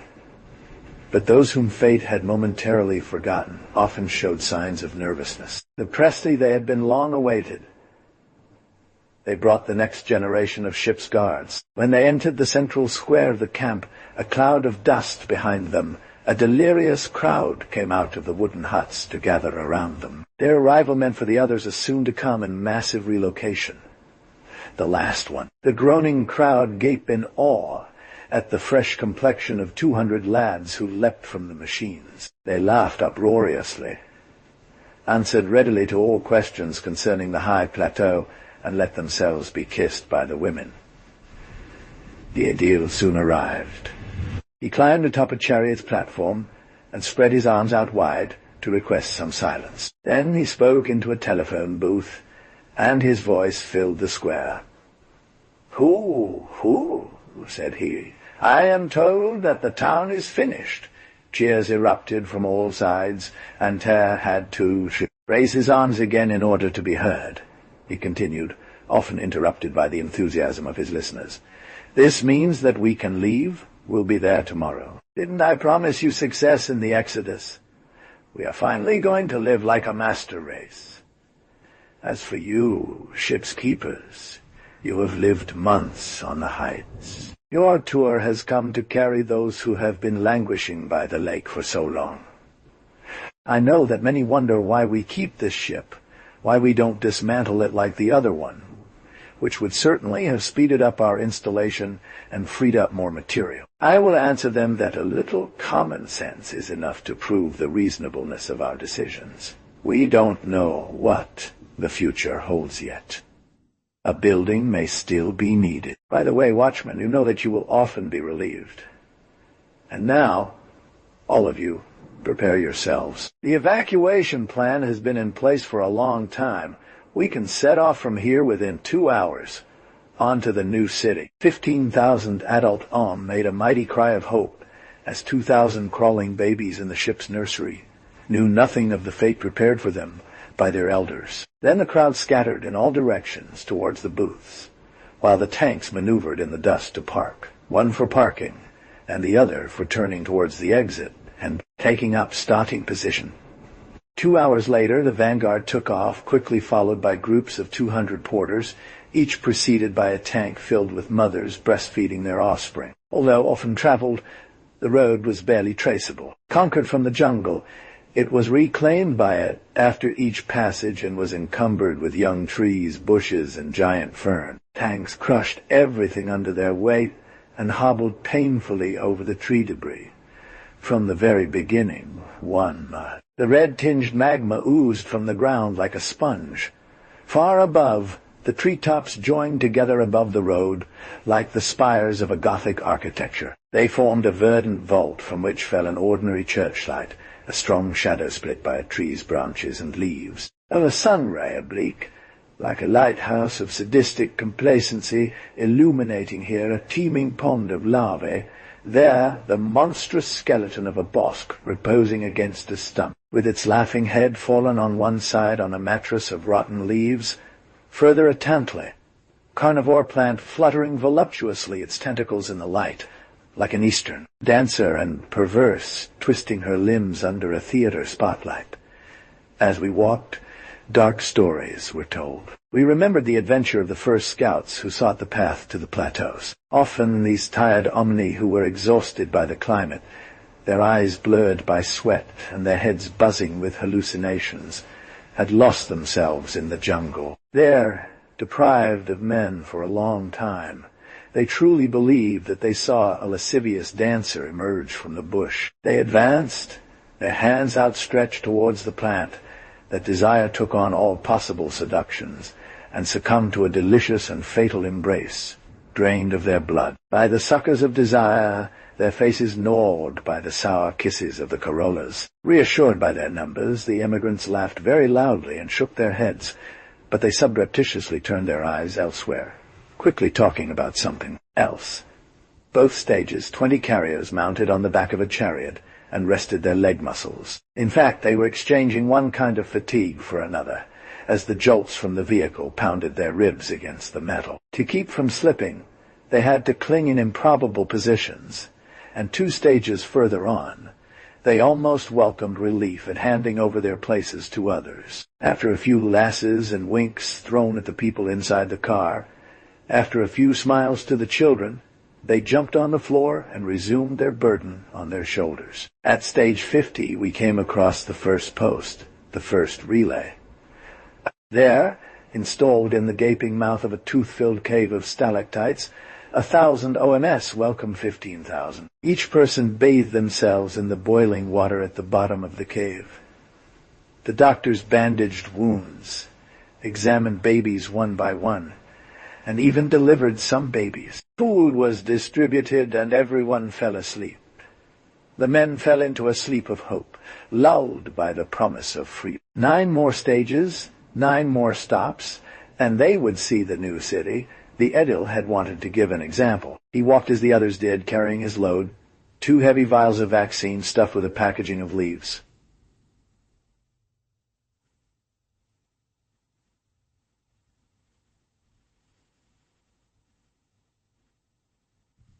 Lying on a pile of dry herbs, he slept like a log when a rumbling of engines reverberated under the vault in thunderous echoes. The destruction scattered the gloom. Excited voices crossed, and Ter found himself standing, half-closed eyes, before he understood that a hand had been placed on his shoulder to wake him up. "What?" he said in a soft voice. "Edil, it's a patrol. 1. Yes, and then he realized that another arm was accompanying the first one. Patroller leader. 4, Dehorn shouted. We were escorting a relief of 200 OMS to Post 1. An hour ago, we came across a boss. I ordered the engine stopped so as not to anger it. It's still attacked. We shot at it," he continued. "Wounded, it ran over 2 tanks and burned 3/4 of the OMS. We then gave all the speed we could and arrived to warn you. He follows in our footsteps and seems to know where he's going. I think he'll be there in a quarter of an hour if we don't stop him first. I ask for the aid of 20 tanks to turn back to meet him. Take 50 tanks if you want. It wouldn't do much good. The road is narrow and we would be tangled up with each other. Well, go ahead with your 20 chariots. I will follow you with the others. We will circumvent them." Ter turned to the one who had woken him. "Give me an arm who knows the region well, but me if you want, Indio." Babies were crying all over the place. Ter headed for the lighted opening of the cave which overlooked the jungle. "With such a noise," he said, "the boss cannot be mistaken in direction." He emerged and took a quick look at some stretched omniums that were groaning while their wounds were being dressed. He leapt into a vehicle with his guide and a dozen combatants. The engines purred. Other cars had taken the lead. We could see them sliding half a stadium away in the mud, like stubborn and clumsy bugs. Ter leaned over the radio box on the edge. "Patrol Leader 4, we're trying to maintain a half-stadium gap between you and us. Signal the boss as soon as he comes into view." A few minutes later, the voice of the patrol leader announced, "Here he is. He saw us. He stopped 100 yards from us. We stop too. We stare at each other without sympathy in our eyes. He roars. A powerful roar fills the jungle." "Yeah," said Ter. "Maintain distance 100 yards. He can't burn you." He leaned down towards his guide. "We're going to go around it. Right or left?" The guide hesitated. "Left." "Right there. There's a bit of a marsh further on, and we'd get stuck if we went that way." Ter spoke into the telephone box as the tanks began to move off at an angle, through a sea of foliage. "It's best to agree so we avoid accidents. We'll go around to his left. Adjust your fire accordingly." "Where is he wounded?" "The chest, the face. We couldn't shoot anywhere else. The angle was bad." You won't get him like that. Aim for the legs. He's moving forward," cried the patrol leader. "Don't let him get within 40 meters. Concentrate your fire just under the knee. Seek to maim him rather than destroy him. It's easier. We arrive. He always moves forward. Fire." A hissing sound tore through the jungle, followed by a sound of broken branches. "Let's go back to the road," ordered Ter. The tanks pushed their way to the right. A gigantic shadow gestured behind a curtain of leaves. "Sufficient visibility?" inquired Ter. Through the image projector screen. "Yes." "Deploy." The tanks stretched out in a quarter circle, each one searching for a favorable angle. A voice spoke into the communications box. "The patrol leader is burned. I take command. Fire. Under the left knee. Ordered Tear. Fire, repeated the replacement patrol leader, his voice hoarse and drowned by deafening screams. Fire, said Tear. The tanks let out streaks of purple fire through the branches. The rays converged on a single point. A huge, chaotic mass crumbled with a terrific crack. We got it. It's down, broken-legged. Is its head facing you? Yes? Okay. Don't get any closer and don't shoot anymore. You might hurt us. We are approaching to finish it from behind.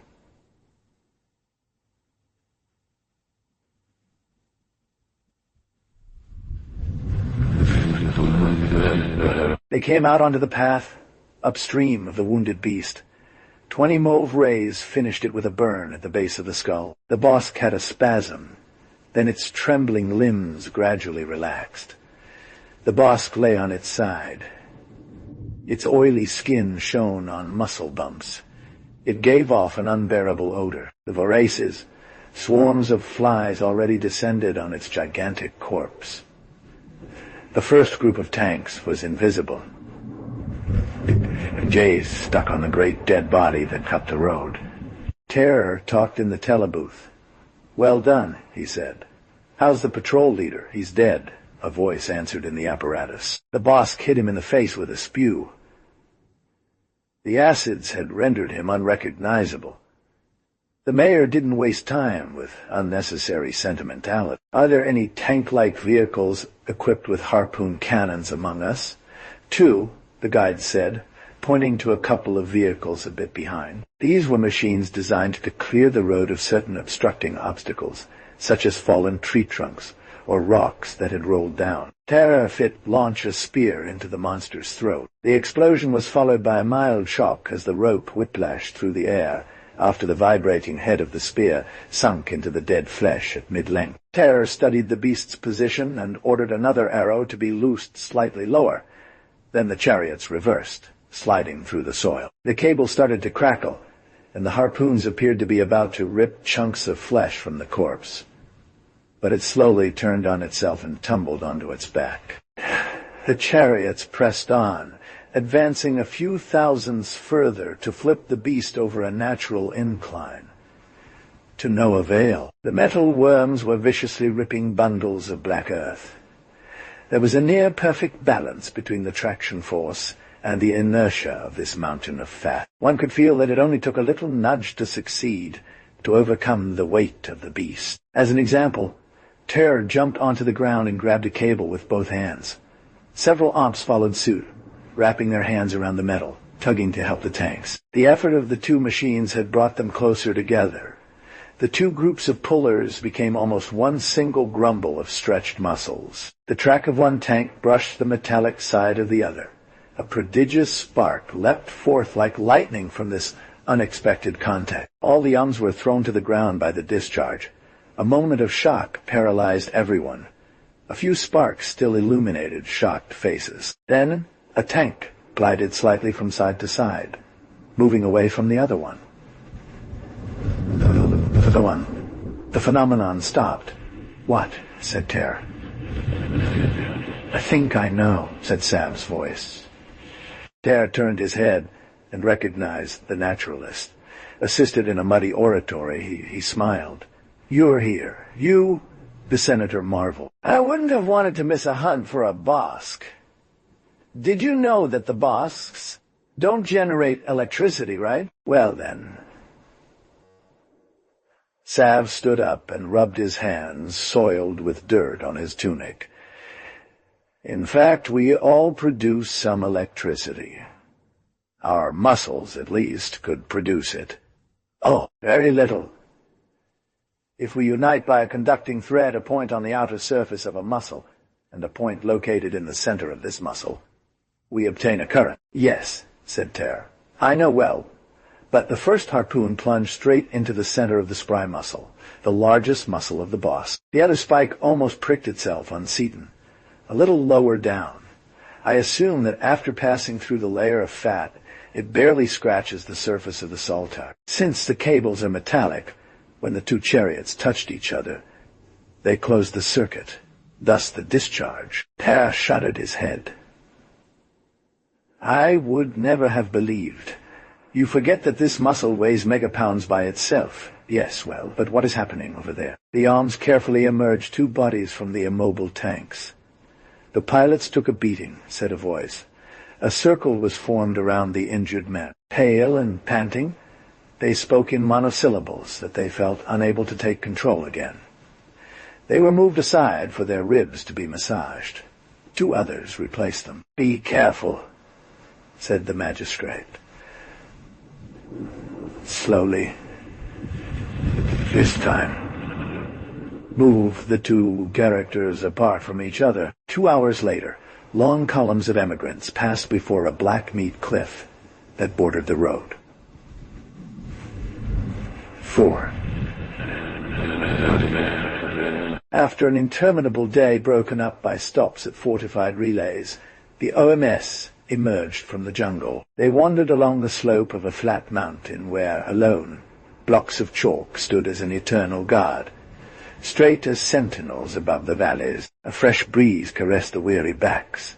Very far away, over stages and more stages of bushland, one saw again the meanders of the river and the shimmering ocean. But the horizon was blocked by the soft hills of the pot of foam.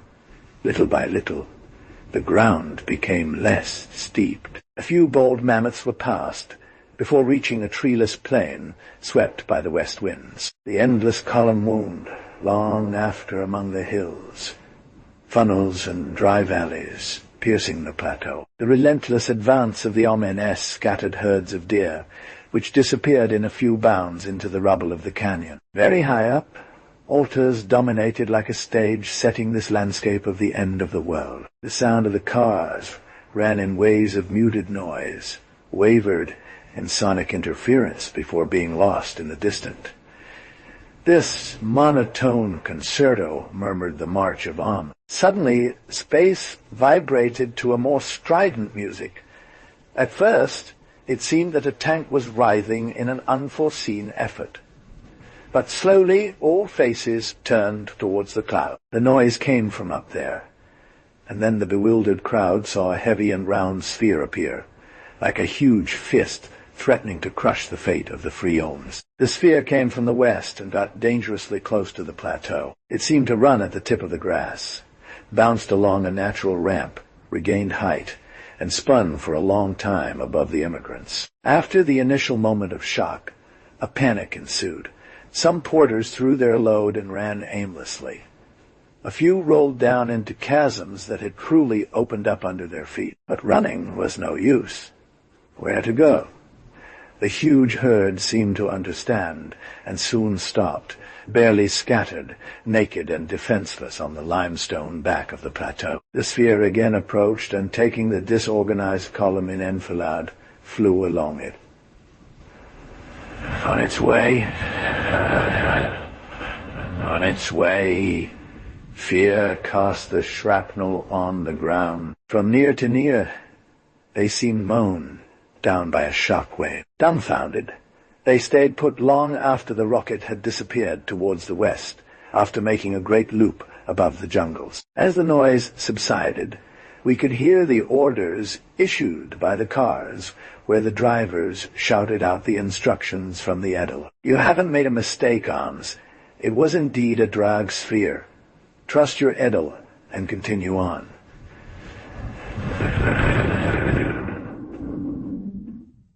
Night is about to fall soon, and the city is near. The city where everything is prepared for your safety.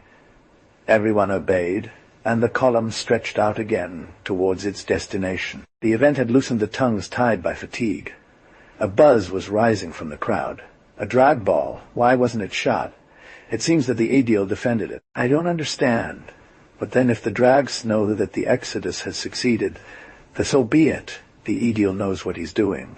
And then, after all, the city is close. It's been holding 100,000 books for days now. It may be a real fortress. It seems that. I was told that. A true paradise, of course. It's much better than at the old port. Little by little, twilight descended. drowning the horizons, darkening everyone's field of vision to their closest neighbors. When night had fallen completely, we saw a wall of tanks emerging from the darkness, before realizing that we had reached the gates of the promised city. Many were disappointed. They expected to see reassuring walls, lights, banners, towers adorned with ray guns. However, there was nothing but the night with isolated lamps swaying here and there. Just monotonous voices giving peremptory orders. "Stop!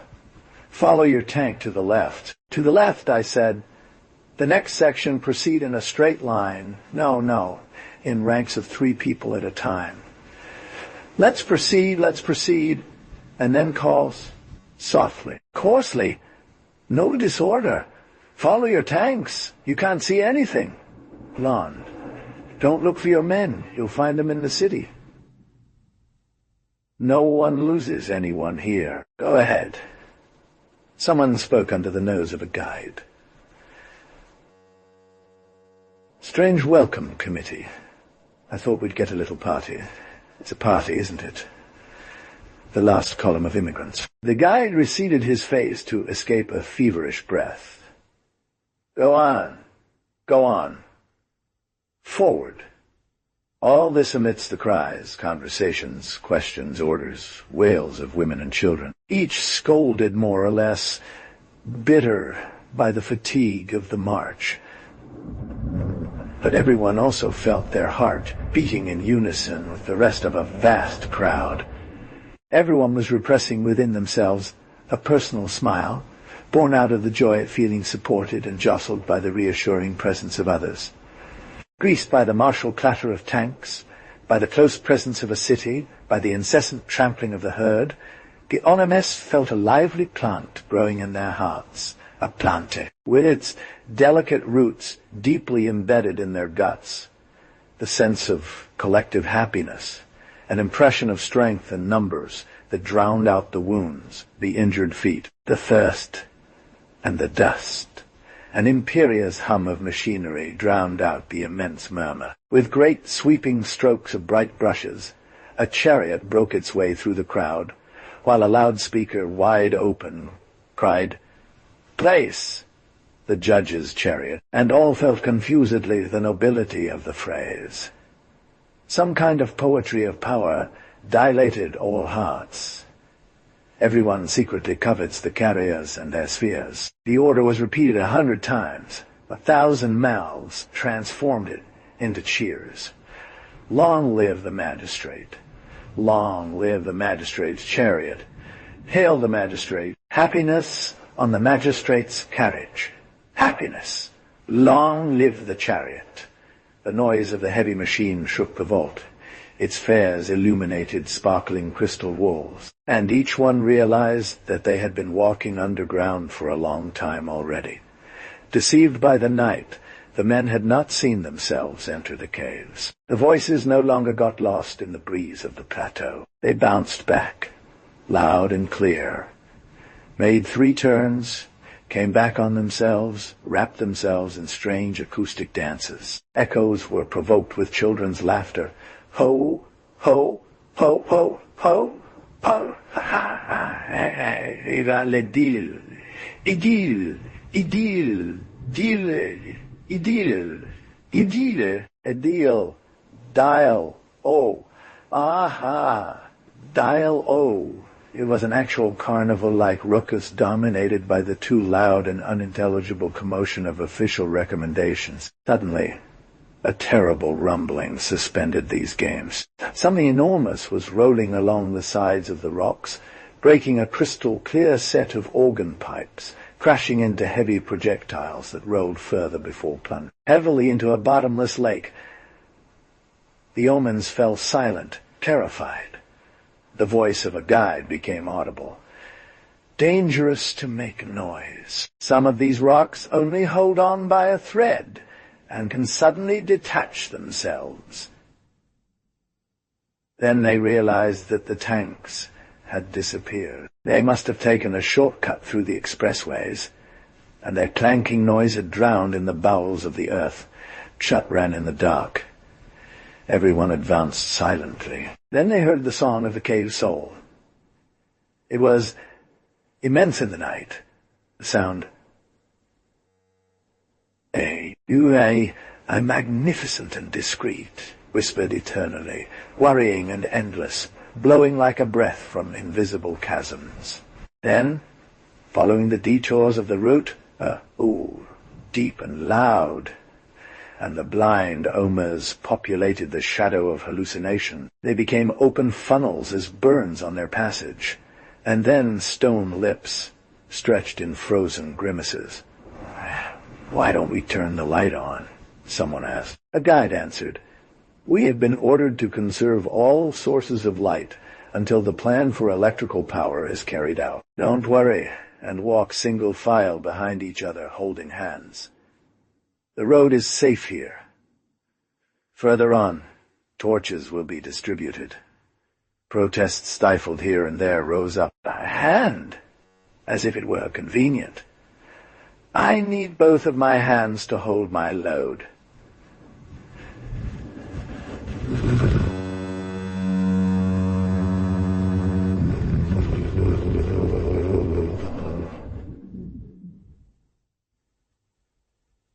In a little while you will be able to put down your loads. Wait a bit. They went into the night.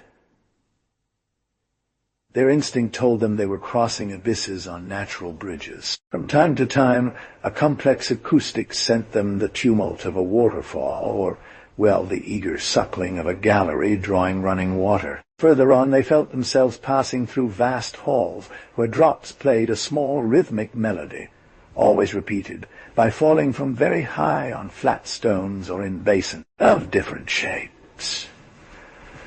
Finally, they saw lights. Flames twisted here and there, spreading a resinous smell, illuminating writhing rock convolutions and tormented fault lines. They came upon a small group of orms stacking packages one atop the other in a cavern. "Put down your loads," a guide called as he passed. "Take this. It's lighter." He offered them torches. Greedy hands reached out. "No, not all of them," the guide protested. "A torch for 20 almonds." In the flickering light of the torches, they realized that they were not very numerous anymore, just a few hundred. They were told that similar groups had taken different paths to reach the city. There are several passages. This avoids traffic jams and accidents. There were not enough questions, guys. Let's continue from here. They moved in single file down a corridor with regular walls that had obviously been carved by the OMS. Then they found an uneven floor under their feet and ventured into a fantastical land. It was a vast forest. The stalagmites, streaked with torchlight, rose up straight to the lost vaults in the shadow, like finely carved tree trunks. Graceful columns shone infinitely. "Hold high the torches," said the guide. "And don't lower your heads. We are going to walk until we reach the waist in a pool of unbreathable gas. Courage!" Another hour of walking, and you will see the city. Its lights, its houses, its beds. Someone shouted. Exhausted, the OMS had the courage to laugh. 5. The mayor's chariot raced through a lane reserved for leaders. He lost himself at top speed in a maze of abysses and arches, and reached the city in half an hour. They were first wide avenues leveled by frequent passages and lit by electric lights. Then immense circuses with walls lined with openings and access ramps, followed by countless metal bridges thrown over torrents with banks disciplined by plastic beams. In which one could see water wheels turning. Farther on, masses of workers hissed the beams, maneuvered the cranes, installed networks of conducting wires, sealed guardrails along the cliffs, worked with feverish zeal, fueled by the sense of collective interest. The chariot braked on a steep slope, turned right and stopped in front of a porch guarded by 2 sentries. The aedile jumped to the ground, made a gesture of friendship towards the driver of the chariot, and approached one of the guards. "Good day to you, Edil," said the All. "Announce me to the council." said Ter. Emergency session. He rushed into the building while the Om leaned over a telebox. A dozen Oms sat around a round table. The magistrate spoke. Whether this sphere came here by chance, or whether it sought us out on purpose, makes no difference to the outcome. The Drags know that the continent is populated by thousands of OMs. They know that we have tanks. And as it is impossible that we swam or sailed primitive boats across the ocean,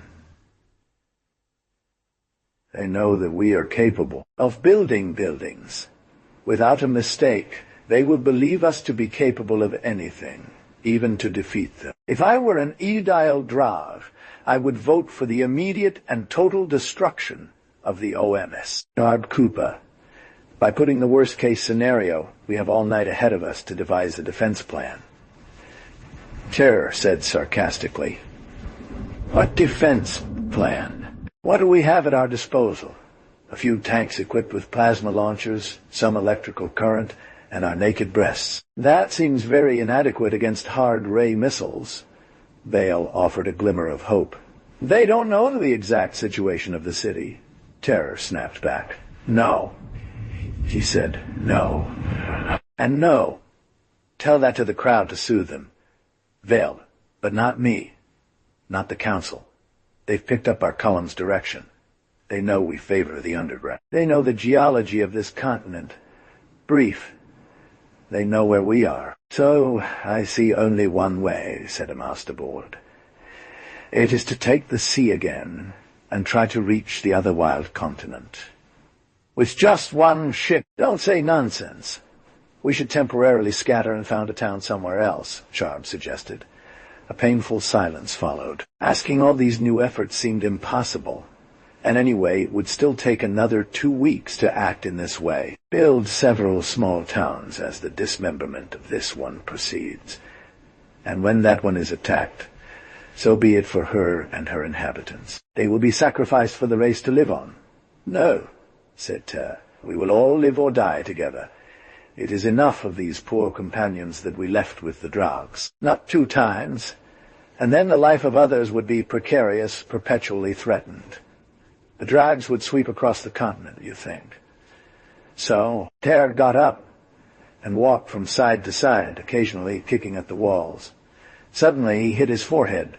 The telebarrage, rugged out. After a moment of surprise, Vale punched the table. "It's true. Where are the teleloading elements that we recovered around the old port?" "Sub-lieutenant," said a first mate. "Where are the lists?" A young man stood up. "I'll go get them," he said. A few minutes later he was back. He placed heavy registers in front of the magistrate. This text was translated to English and is presented below. He opened the briefcase with his nervous fingers. Sugar tar tachymeter?" "Sieve." He looked up.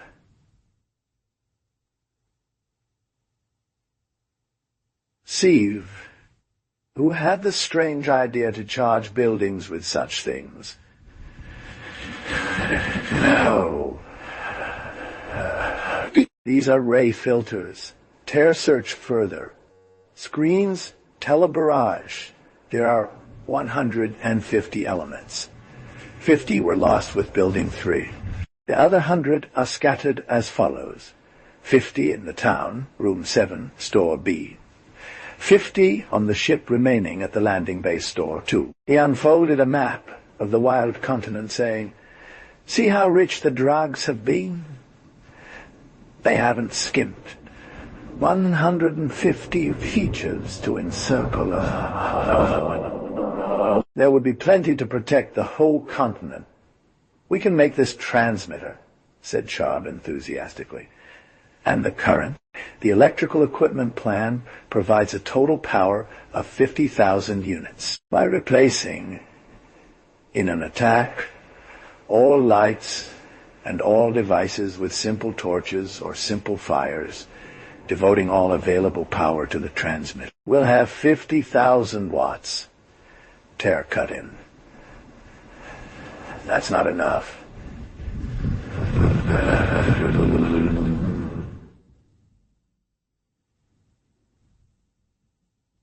At least at first glance, he pushed the map under the nose of a technician. We are 600 miles from the nearest shore and 3,000 miles from the most distant one.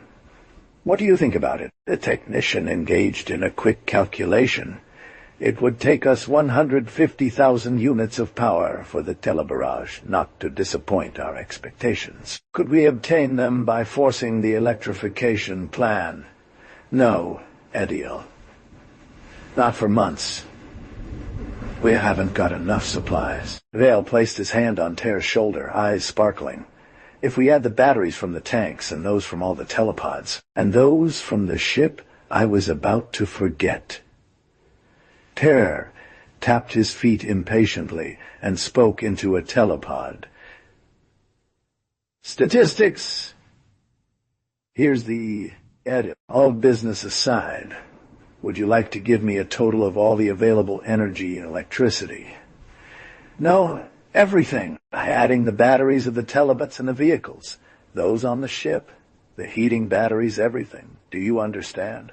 When will I get the answer? A quarter of an hour later, the answer came. 120,000 powers. That's too stupid. We are short only 30,000 units. His brow wrinkled. Where could he get the supplement? He dreamed of turbines, current, giant sparks. An image assailed him. The Bosks, he said. No one seemed to understand. He had to remind them of the accident that had occurred in the jungle, spoke of muscular electricity. The idea was both brilliant and baroque. Sav was not part of the council. We needed his light. We had him asked for by telepath, and Ter explained to him his difficulties, his hopes. But the naturalist shook his head. No, he said. Oh, he said, you've been led astray by your imagination. Think about the number of Bosks necessary for the project. They should be sought out and killed, because I doubt we can make them understand our difficulties so that they will come freely. He had a laugh without joy to welcome his joke and continued. It wouldn't be an easy task, and it would take time. You would only succeed here in dragging out some useless carcasses. Those muscles would have been putrefying for a long time. Why bother with the boss? There are plenty of giant animals in this country. I guess the phenomenon would be identical. The problem is also, dear, of course, it would be easier to kill and transport them, but you'd spend a long time putting their muscles into series, and by the time you wanted to use them, putrefaction would have set in. It would need to be started all over again. In the end, it's not a bad idea, but on two conditions. Using large numbers of animals and keeping them alive, which presents unsolvable problems at such short notice. It would require real stables or barns, call them what you will, to find a way to keep the animals quiet, to provide food for them. Oh dear, he would have done better to try to get the turbines going, or make some sunscreens. No equipment, the magistrate said gloomily. The plan only provided for a flow of 50,000 units. Sav scratched his forehead. Unless... What? In case of attack, do we need many armes? If we had weapons, we would need as many arms as there are weapons, but we have nothing. The arms would rather be a burden, a target to protect. They will serve nothing in the fight if they have empty hands. Only a few hundred could take care of the transmitter and various small alert posts. It would be an entirely defensive war. Save took the arm of the magistrate and said, massaging his biceps familiarly, do you know how much power this muscle can generate? I do. Remind me. Vav smiled. About 5,100ths of a unit of power. Terror shrugged his shoulders with bad grace, but Saif proudly looked at the members of the council and shouted, if I take 4 muscles from an ohm, I get 20 millimes. If I use 2 million ounce, that is 8 million muscles, I have a free source of 40,000 powers, i.e. 10,000 more than necessary. Everyone remained silent. Tear broke the ice. It's stupid. Not any more than your stories about Bosks, I would say, much less. The evidence was there, bolstered by the figures. But the plan seemed so absurd that everyone was amazed they couldn't sweep it away with one argument. It would take tons of... What? Sav interrupted. I'll tell you. Electrical wire and needles. Check in the stockroom if you have what's needed. If you give me a few transformers above the market, I'll take care of the rest. Then he exploded. Damn. So worth it that one shouldn't hesitate to tear out half of the already installed system to acquire the equipment. 6. The sphere flew into the night. It took 10 long hours to cross the ocean. 3 more hours took them to Clud. When the pilot saw the lights of the capital city of the south, he kept his dashboard in sight, waited until the 2 purple curves waving on the screen merged into one, and let the plane descend vertically. The sphere landed gently on the spherodrome. The pilot uncapped and jumped to the ground. The headlights advanced toward him on the road. He bent down, crumpled up like a criminal cornered. Then he ran. His shambolic and hasty steps shook the concrete. On his left, other headlights pierced the night, blinding the fugitive with their full force. He spun around and changed direction, but more tired. Suddenly confessing that he couldn't succeed, he stopped and waited for the approach of police cars. Voices sprang up. Do not move. Our laser pointers are aimed at you. Soon the cars stopped nearby. 5 large drags with metal badges were on the illegal pilot in a matter of seconds. Follow us. The offender kept a haughty posture. I demand to appear before the head of police of the Speedway field. It's the law. Hold on. Look at this. This citizen knows the law, not the magistrate. Get in the car and wait until you're interrogated. Put the chains on him, you guys. You'll regret having brutalized me. Who's talking about brutality? Silence, compris. Oh, ça rêve, c'est l'espèce volée à Tom. Tu en es sûr, c'est le même matricule. Pose les scellés sur l'ouverture du capot et fais remorquer la voiture au dépôt spécial. En route, vous autres. Quelques minutes plus tard, on poussait le piloté dans une pièce vivement éclairée. Les flics montraient tous des minois sévères ou froidement ironiques. Sitting behind a table, a policeman with a gold and red badge began the interrogation. Your name? He asked.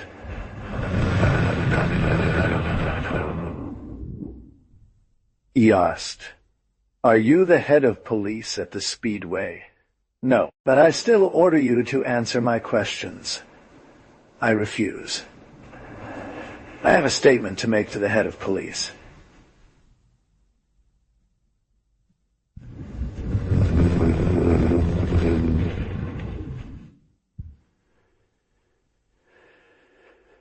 The policeman made a gesture of anger, and his red eyes lit up. Then he suddenly calmed down. After all, said he, it's none of your business. You are only hurting yourself. Please rot in a cell for several days before you decide to answer me. It's up to you. I know the law, shouted the prisoner. You cannot refuse to put me in touch with the police chief. Absolutely correct. But when you will have listed your name, age, profession, and residence, and anyway not before tomorrow morning, do you think we wake up the chief of police in the middle of the night for a small thief? The criminal thinks for an instant and loses a little of his arrogance. It is all right, he said finally. I am Zeb Lyer, 27 years old, biologist with the rank of assistant at the Torm faculty to the north. I acted in agreement with Master Sin, my superior. I asked to speak to the chief of police so that he puts me in contact with the mayor of this continent. A little nothing. What were you doing in this sphere? I have nothing more to say to you. That is this.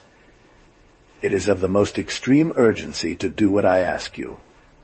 It's up to you to take your responsibilities. Late in the morning, The mayor of Assad received a message from a police chief. He spoke of a lunatic who claimed to be sent by Master Sin, and of a sphere theft. The mayor didn't understand anything. However, the name of Master Sin made him angry, and wanting to put an end to it, he ordered that the madman be brought to the palace. He granted him a 5-minute audience in the afternoon. The madman's false revelations, his demands, and his arrogant manner enraged the magistrate to such an extent that he had the culprit placed in confinement until further notice. But, out of due process, he ordered a message sent to the magistrate of a Nord. He didn't learn about it until the next day. As soon as he had a free moment, that is to say, around evening of the same day, he teleported himself to Master Sin. When he understood what was happening, the old scholar pushed out a sigh of satisfaction and relief. "I was already afraid that he had met with misfortune," he said. The magistrate gasped. "How? You admit that this drag acted on your order? But it's ridiculous." "See me without delay, Master Sin. I am waiting for you at the palace. All I ask, Edil. I will be there in a moment." The explanations were stormy. The Edil brandished the law. The master replied that he only respected the law when it was not absurd. But finally, Sin, think about it. You know that personal flights are prohibited at night, especially international ones. You know that a trip to the savage continents requires special vaccinations and permits. To make matters worse, you're taking a state sphere. It's not just a violation anymore. It's a real crime. You realize that you've violated a whole bunch of edicts, regulations. I'm not saying the opposite, Edil. On the contrary, I take pride in it. How so? Perfectly. You talk about rules, while our entire civilization is at stake. This young drag brings us alarming information about the progress of the arms, and you only think about stories of fines. Which of us is crazy? I know we got made fun of in the council. So I did a little personal investigation, because I'm sure I'm right. The magistrate of Clud had a good laugh when he found these 3 pieces of tin cut out like fish. He didn't understand that it was a decoy. I still believe that the OMS built ships. By the way, I have proof. We retrieved submarine debris from a beach in Assad yesterday evening. A section of the hull half full of water floated in the seawall until the equatorial turn, and the mayor glared. "Enough with your stories of OMS. Really? If you flee the stories of OMS, they will soon come to us. But you will have wanted it. I demand that the council examine, in my presence, the faxes brought by my assistant." You dream. I would like that. Have you even bothered to ask for clarifications from your colleague of Assad? Were the faxes developed? The sphere is sealed? The old man gave a ragged sigh. He folded his membranes with disdain. "When I think that my assistant has spoken of 10,000 ohms, and you are here, spouting petty grumbles without." Even the exaggeration of this figure proves its lack of seriousness. But before discussing the questionable results of this expedition, we must settle the issue of its illegality. You are reversing things. The master rose, driven by cold anger. "I see that there is nothing to be done to convince you that we are all in danger. I will act differently then. I am Master Sin."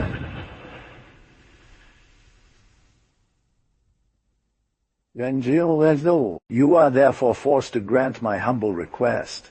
Will you give me an official permit to fly at night? I'm leaving immediately for Clud. There, I have you, all Edil that you are.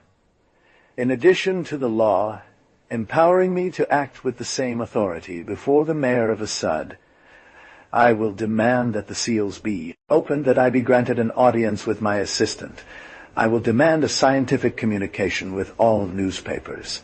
Scientific communication, do you understand? The newspapers cannot legally oppose this, but its content will be such that the people will become inflamed. A terrible fear will overwhelm the Dracs. A terrible and salutary fear. We shall see if you are not forced to convene the council in 2 days' time, under the pressure of opinion. You always talk about law. You will see how I know how to use it. You risk your seat, Ediel. I'm sorry to have come to this extent. 7. On the tops of stadia and in underground corridors, OMS, males and females, were lying side by side like dead men. At crossroads, big fires burned red and gold, warming the air, smoking the vaults, the creaking and sighing of the tussocks tormented by flames, black and dancing shadows fanning the fires, tortured reliefs, all recalled hell. Until these long rows of live corpses, immobile, forming endless chains radiating around the rooms, populating the corbels and suspended bridges above the abyss. The city seemed like an immense necropolis where everyone was waiting in line for cremation. Naked, the bodies lay on their backs. Their arms and legs had been pierced with needles that pumped the current of their muscles. They were tied together with metal wires. They had been suffering in silence for hours. At first, the injections had been bearable. But slowly, the foreign presence of the metal burned the flesh.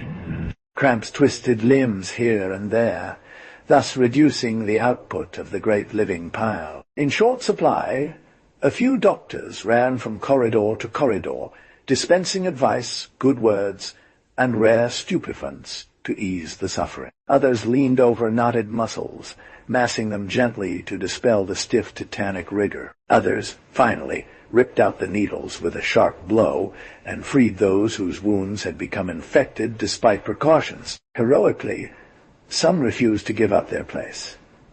At times, we heard trembling sighs or complaints. Drinking!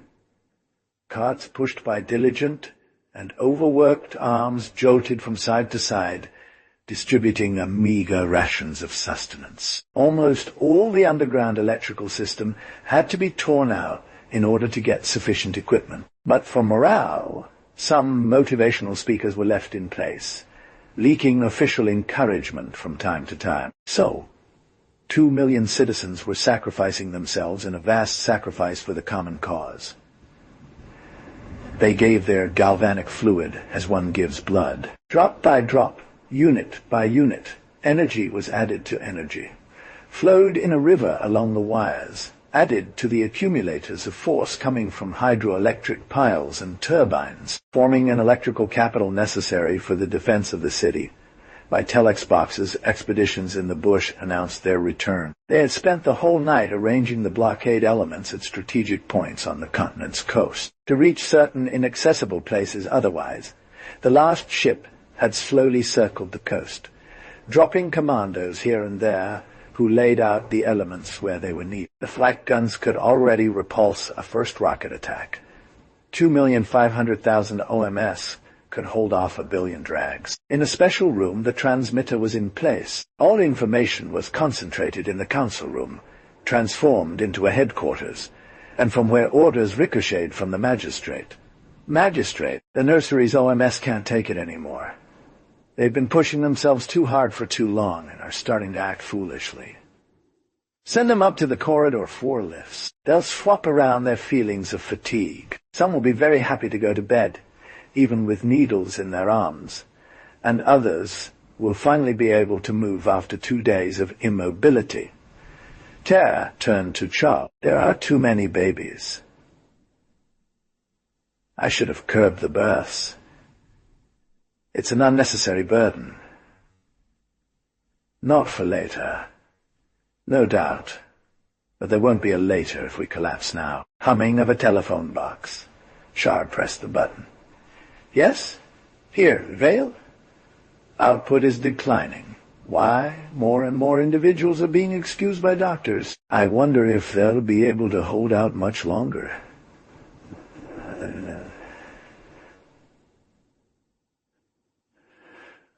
An accident occurred. Almost 1,000 people died of asphyxiation from the fire in room 13. Sharp took a look at Terre, who was communicating with Salve. He thought it unnecessary to burden him with this tragic detail. Hide it from the others. He blew into the telebooth. And do what's necessary discreetly. Are there any returns from shipments? 200 Omatidia at the entrance to town. Have them put straight into battery. That will rest them. There's more.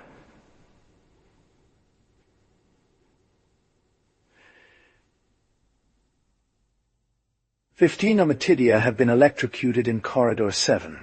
One of them fell asleep and had an unfortunate gesture in her sleep. I'll report it to you. I took care of that.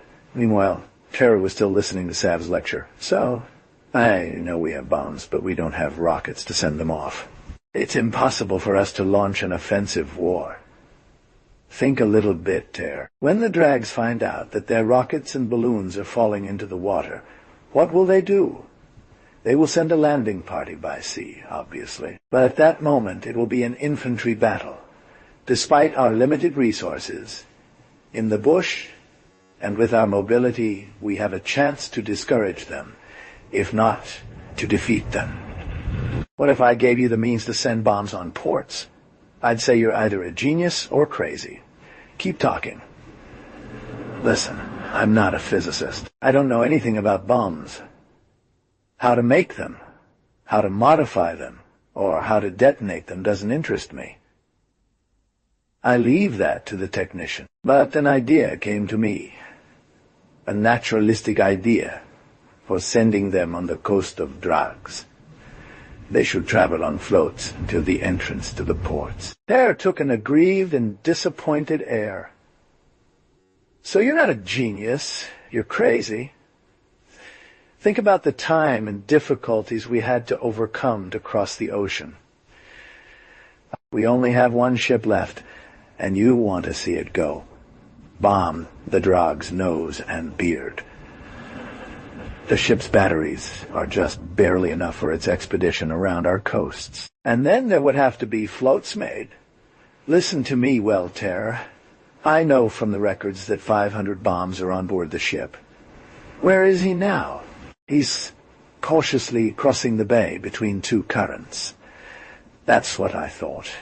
Yesterday he was at Black Cape. In short, it doesn't take much effort for him to reach point 736 on Siwo. Why? At this point, Siwo follows the coast of Poison Island. It's a real dump of unfertilized, expired eggshells that, being lighter, wash up on the beaches. Many break on the reefs during the tides, but there are still enough intact. And here are your buoys. All you need to do is pierce 2 holes in each shell for the rot to drain out. Then put a bomb inside with an anchor that allows it to sink enough so the device cannot be seen by anyone. Sealing the holes isn't too difficult. The detonation of the bomb could be studied by technicians from the accidental breaking of the shell under the bow of a drag ship, for example. He shook his head and said, "This doesn't give me the means to send eggs to the Drag's continents. Unfold a map, dear architect, and you will see 2 very interesting currents that can cause the eggs to reach their goal. Siwo return, which is oblique to the north, and extends in a fan towards the 2 bases of a north and a south, and the great equatorial current, which runs directly towards the coasts of B-North. For this last continent, I admit that the explosions will take place a bit at random. If I were the Council Drag, that's where I would order to set sail. The Siwo return can't miss the Drags at anchor. Even if some bombs miss their mark, the sunk ships will lose as many landing bodies as we won't have to fight. As for the other explosions, imagine their moral effect on the Drags. After their first failure, due to our telebarrage, they will take us for dangerous opponents, and we can get a peace based on coexistence. It will no longer be just a matter of diplomatic bluff. Oh my, stop a bit. Don't rush it, said Terra. I admit that there is an idea here. Listen, we have time. The ship won't leave the Bay of Sprong before 2 long hours. I give you carte blanche to gather the specialists necessary for studying the project. Find them where they are. By the way, where are you stationed? What do you want to station a natural historian in these circumstances? I entered the herd, that is to say. I have just spent 2 days lying in the hallway. No, 7. This gave me time to think about the problem. How are you? I have leg cramps, and it's hard for me to move my arms. But this won't stop me from finding specialists. Good luck. Ter closed the phone booth and turned to Charb. This man was writing something under the dictation of his device. He was mortally pale, in his dapple-grey way, which gave him a greyish hue. The magistrate leaned over the text and felt his heart stop. He read, Unit 104, now Intelligence Unit. Affecte Clude, South. Indecipherable. Grand Council meeting chaired by Judge Sin forged on. Indecipherable. Broke the military secret and announced that 10 missiles will be launched onto the Wild Plateau at 2807X. I repeat. I repeat. Our agents broke the indecipherable Wild Plateau at 2807X8.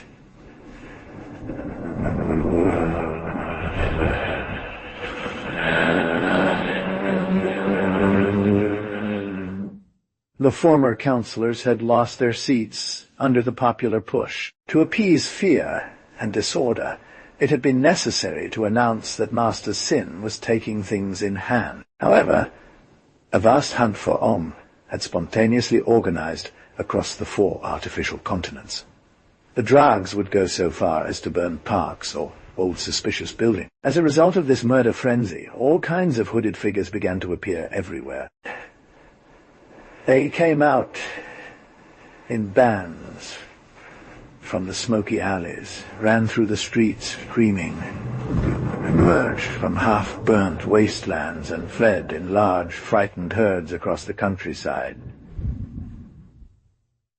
Although they had been warned beforehand, the Drags never would have imagined seeing so many. This hunt had revealed the incredible number of free-roaming Hamids living off the fruits of society. The more we killed, the more we found to kill. Fear made them aggressive. They snarled and bit as they passed, leaped from their holes to leap upon the hunters bent over them, hurled projectiles. Some had invaded armories and were supporting regular sieges by throwing beam grenades. Nevertheless, some Drags stayed at home. Shocked by the events, they caressed in tears their luxurious, inoffensive OMS before sacrificing them. Others refused to obey their neighbors, sometimes their families. They loudly declared that their OMS were still good animals without intelligence and defended them with all their strength.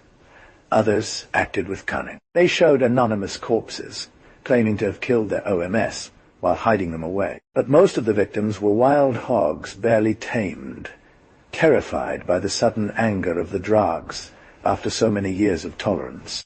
Those who had belonged to the organization of the Old Port had long smelled danger. They had taken refuge in inaccessible hiding places and continued to inform as best they could by Telex, the city on the savage continent. Or the more active ones blew up public buildings or transportation routes. However, Master Sin benefited from an old title that had become obsolete for eons. He was called Edius Supreme, and his power was absolute. Then, surrounded by advisors, he was installed in a room of the Clud Palace and fixed a luminous globular map of Yegem. At 28 hours and 7 minutes, 3 blue points were seen lighting up in the south of Anord, and 7 more along the coasts of Esud. The rockets had been launched towards Wild Continent. They carried death charges for the high plateau, and their slow trajectories could be followed on the map that was slowly being eroded by converging lines. When the trajectories were a few steps from the continent, Master Sin pulled the armrests of his comfort mattress and leaned his big head forward.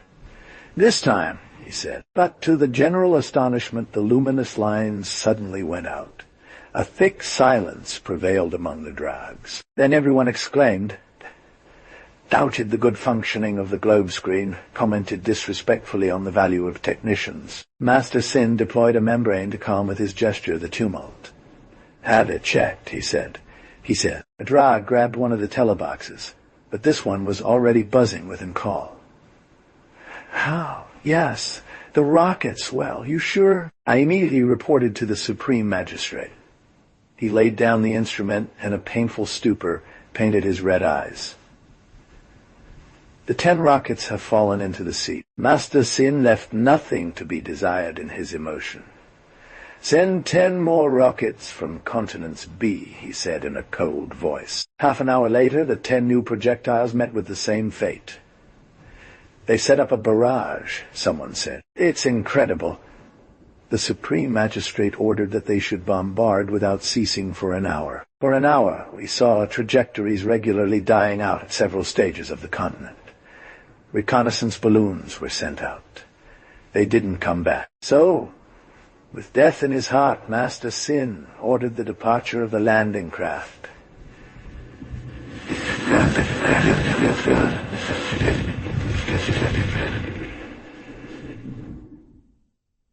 It's likely that the engines will shut down at 10 stages from the coast, he said. Our drags will continue to swim. We have at least this superiority over the omnips. We are excellent swimmers. An hour later, a terrible news arrived at the palace. Out of 40 ships, 30 had been hit by unknown devices and sunk at 2 stages in the ports. Then, 5 miles out to sea, 2 new explosions sent 3 more ships to the bottom. Panic among the surviving troops was mounting. The Magistrate Supreme cancelled his orders and clutched his head in horror amidst the general dismay. This is terrible, he muttered. I never imagined I was right this much. Then a telebooth buzzed for the 100th time that day. What disaster does it announce us again? Sighed Master Sin. A drag leaned over the telebooth and exclaimed, Send the text immediately. He turned to the old, discouraged drag.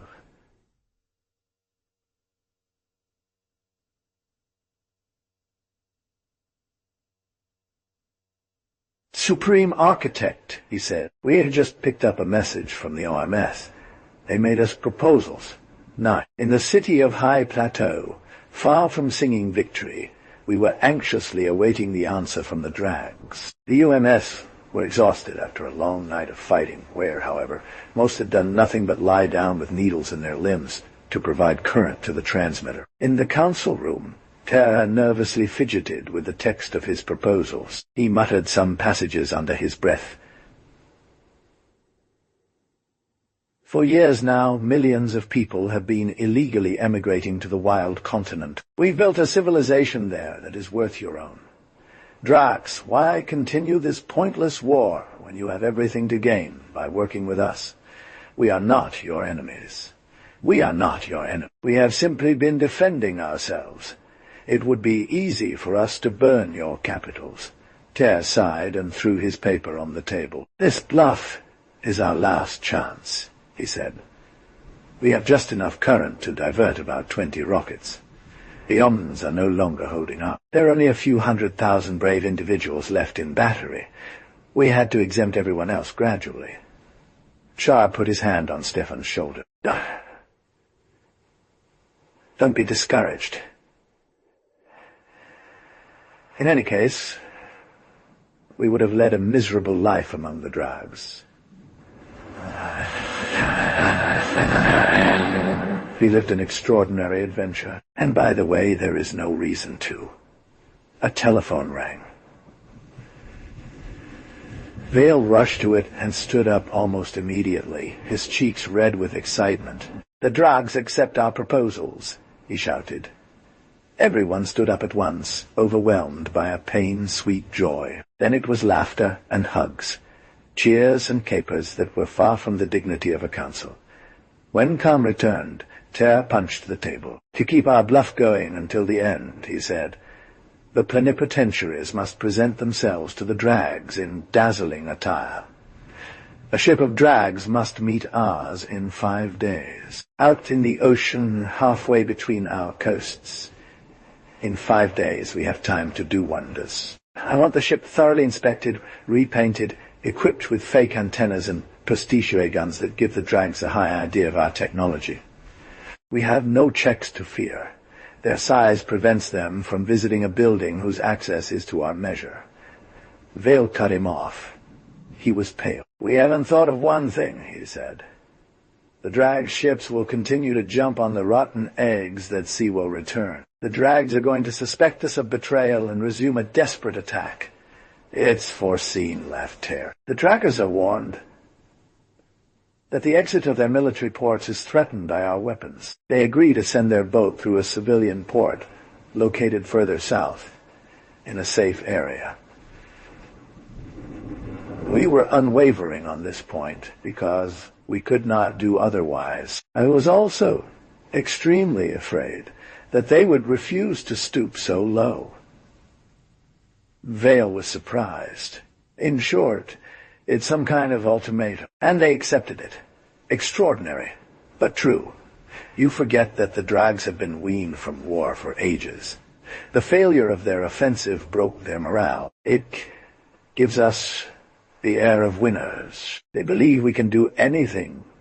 We will be able to dictate conditions that, very bold on our part, they will appear to them as a relative gentleness given our successes. A din echoed throughout the cave city, and I entered the room, wild eyes, a smile on his lips.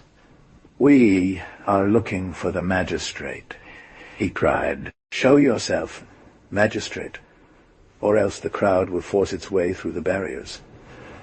Following the council members, Chair took a corridor that led to an opening. It opened onto a terrace at mid-height of an enormous cave, and he raised his two hands, greeted by a screaming crowd of berserk oaths. The base of the cave buzzed with lifted faces, open mouths, and gesticulating silhouettes. In their initial enthusiasm, females pulled out their hair and tossed it toward the Ariel. Males formed pyramids of muscles, atop which children laughed uproariously as they waved their little arms.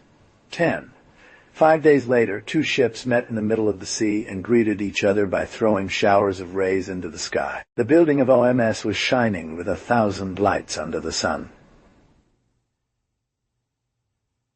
He moved quickly towards the boat and tied to it in an impeccable maneuver. The crewmen, helmeted and magnificent in their uniforms, were lined up on the deck, paying respects to their former opponents. Singing in a shiny tunic, plastic boots, wearing a brilliant breastplate, Ter slowly boarded the flying saucer, followed by a dozen OMS. The drags were astounded to meet OMS dressed in such a way.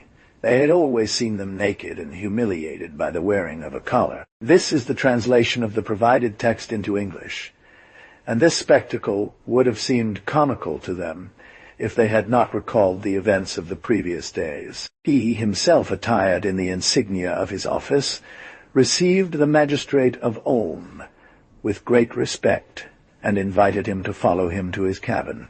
They had a long conversation. Ter was trying to speak slowly and pronounce all the consonants well, so that the drag would understand him. But his thoughts went much faster than his words and gave him an advantage in the discussion. The old drag wasn't fooled and felt inferior. "I'm very afraid," he said, "that the signing of these agreements will soon make you masters of the planet. You are much faster than us. Yes, we live longer, but you multiply very quickly. Your techniques, your civilization will easily surpass ours in a few years." Ter was absolute and sincere in his reply. "No," he said, "there is, Supreme Architect, a great danger for an evolved race, sclerosis. You know the history of Am, and you know something about it. When a civilization reaches its point of perfection, it becomes a gigantic machine, incapable of progress, and all its members are no more than gears without thought. This is the situation that we have brought you to Egum. I know we are somewhat grateful to you for this. This is why I warn you, Supreme Architect. Your society is showing signs of senility. It is too perfect, and little by little, the drags are becoming routine robots. See the evil that you have had to rouse the energy of your kin. A few tens of ages on this easy slope, and you will no longer be anything but a vast ant hill without soul. I use words that you know, since you have studied land animals. Master Sin made a vague gesture of membrane. He leaned forward to be at the height of his interlocutor. We would be even more your mercy. Not at all. For if you study, well, Article 10 of the treaty that, I hope, you will sign later today, you will see all its interest for our two peoples. It provides for a wide association of our two civilizations. There will be no longer a ruling race, but two equal races who will work side by side, benefiting from each other's progress. Feeling this friendly rivalry near you will prevent the collective sclerosis I spoke of earlier, and you will play the same role on us. I envision an extraordinary future for our two races, one through the spring of emulation. All that will take a long time to put in motion. The Drags are still at a loss about you. Some love you as kind animals, others fear you as future conquerors. And these two attitudes hurt us equally, one in our pride, the other in our loyalty. The wounds are still too fresh. Trust time. The supreme Edial of the Drags slowly reached out his hand to that of the Edial of the UMs. Then he affixed his seal to the bottom of the treaty. He straightened his old body and went to open the door of the cabin. Drags, he said, and you, little Oms, I have signed. The work of your ideals is finished. The fine-tuning of the details will be voted on by the councils. Our two races are united for good and bad. In the evening's golden glow, two ships were side by side, like two friends. Chants of the sea and songs of the birds swayed in the breeze. Finn.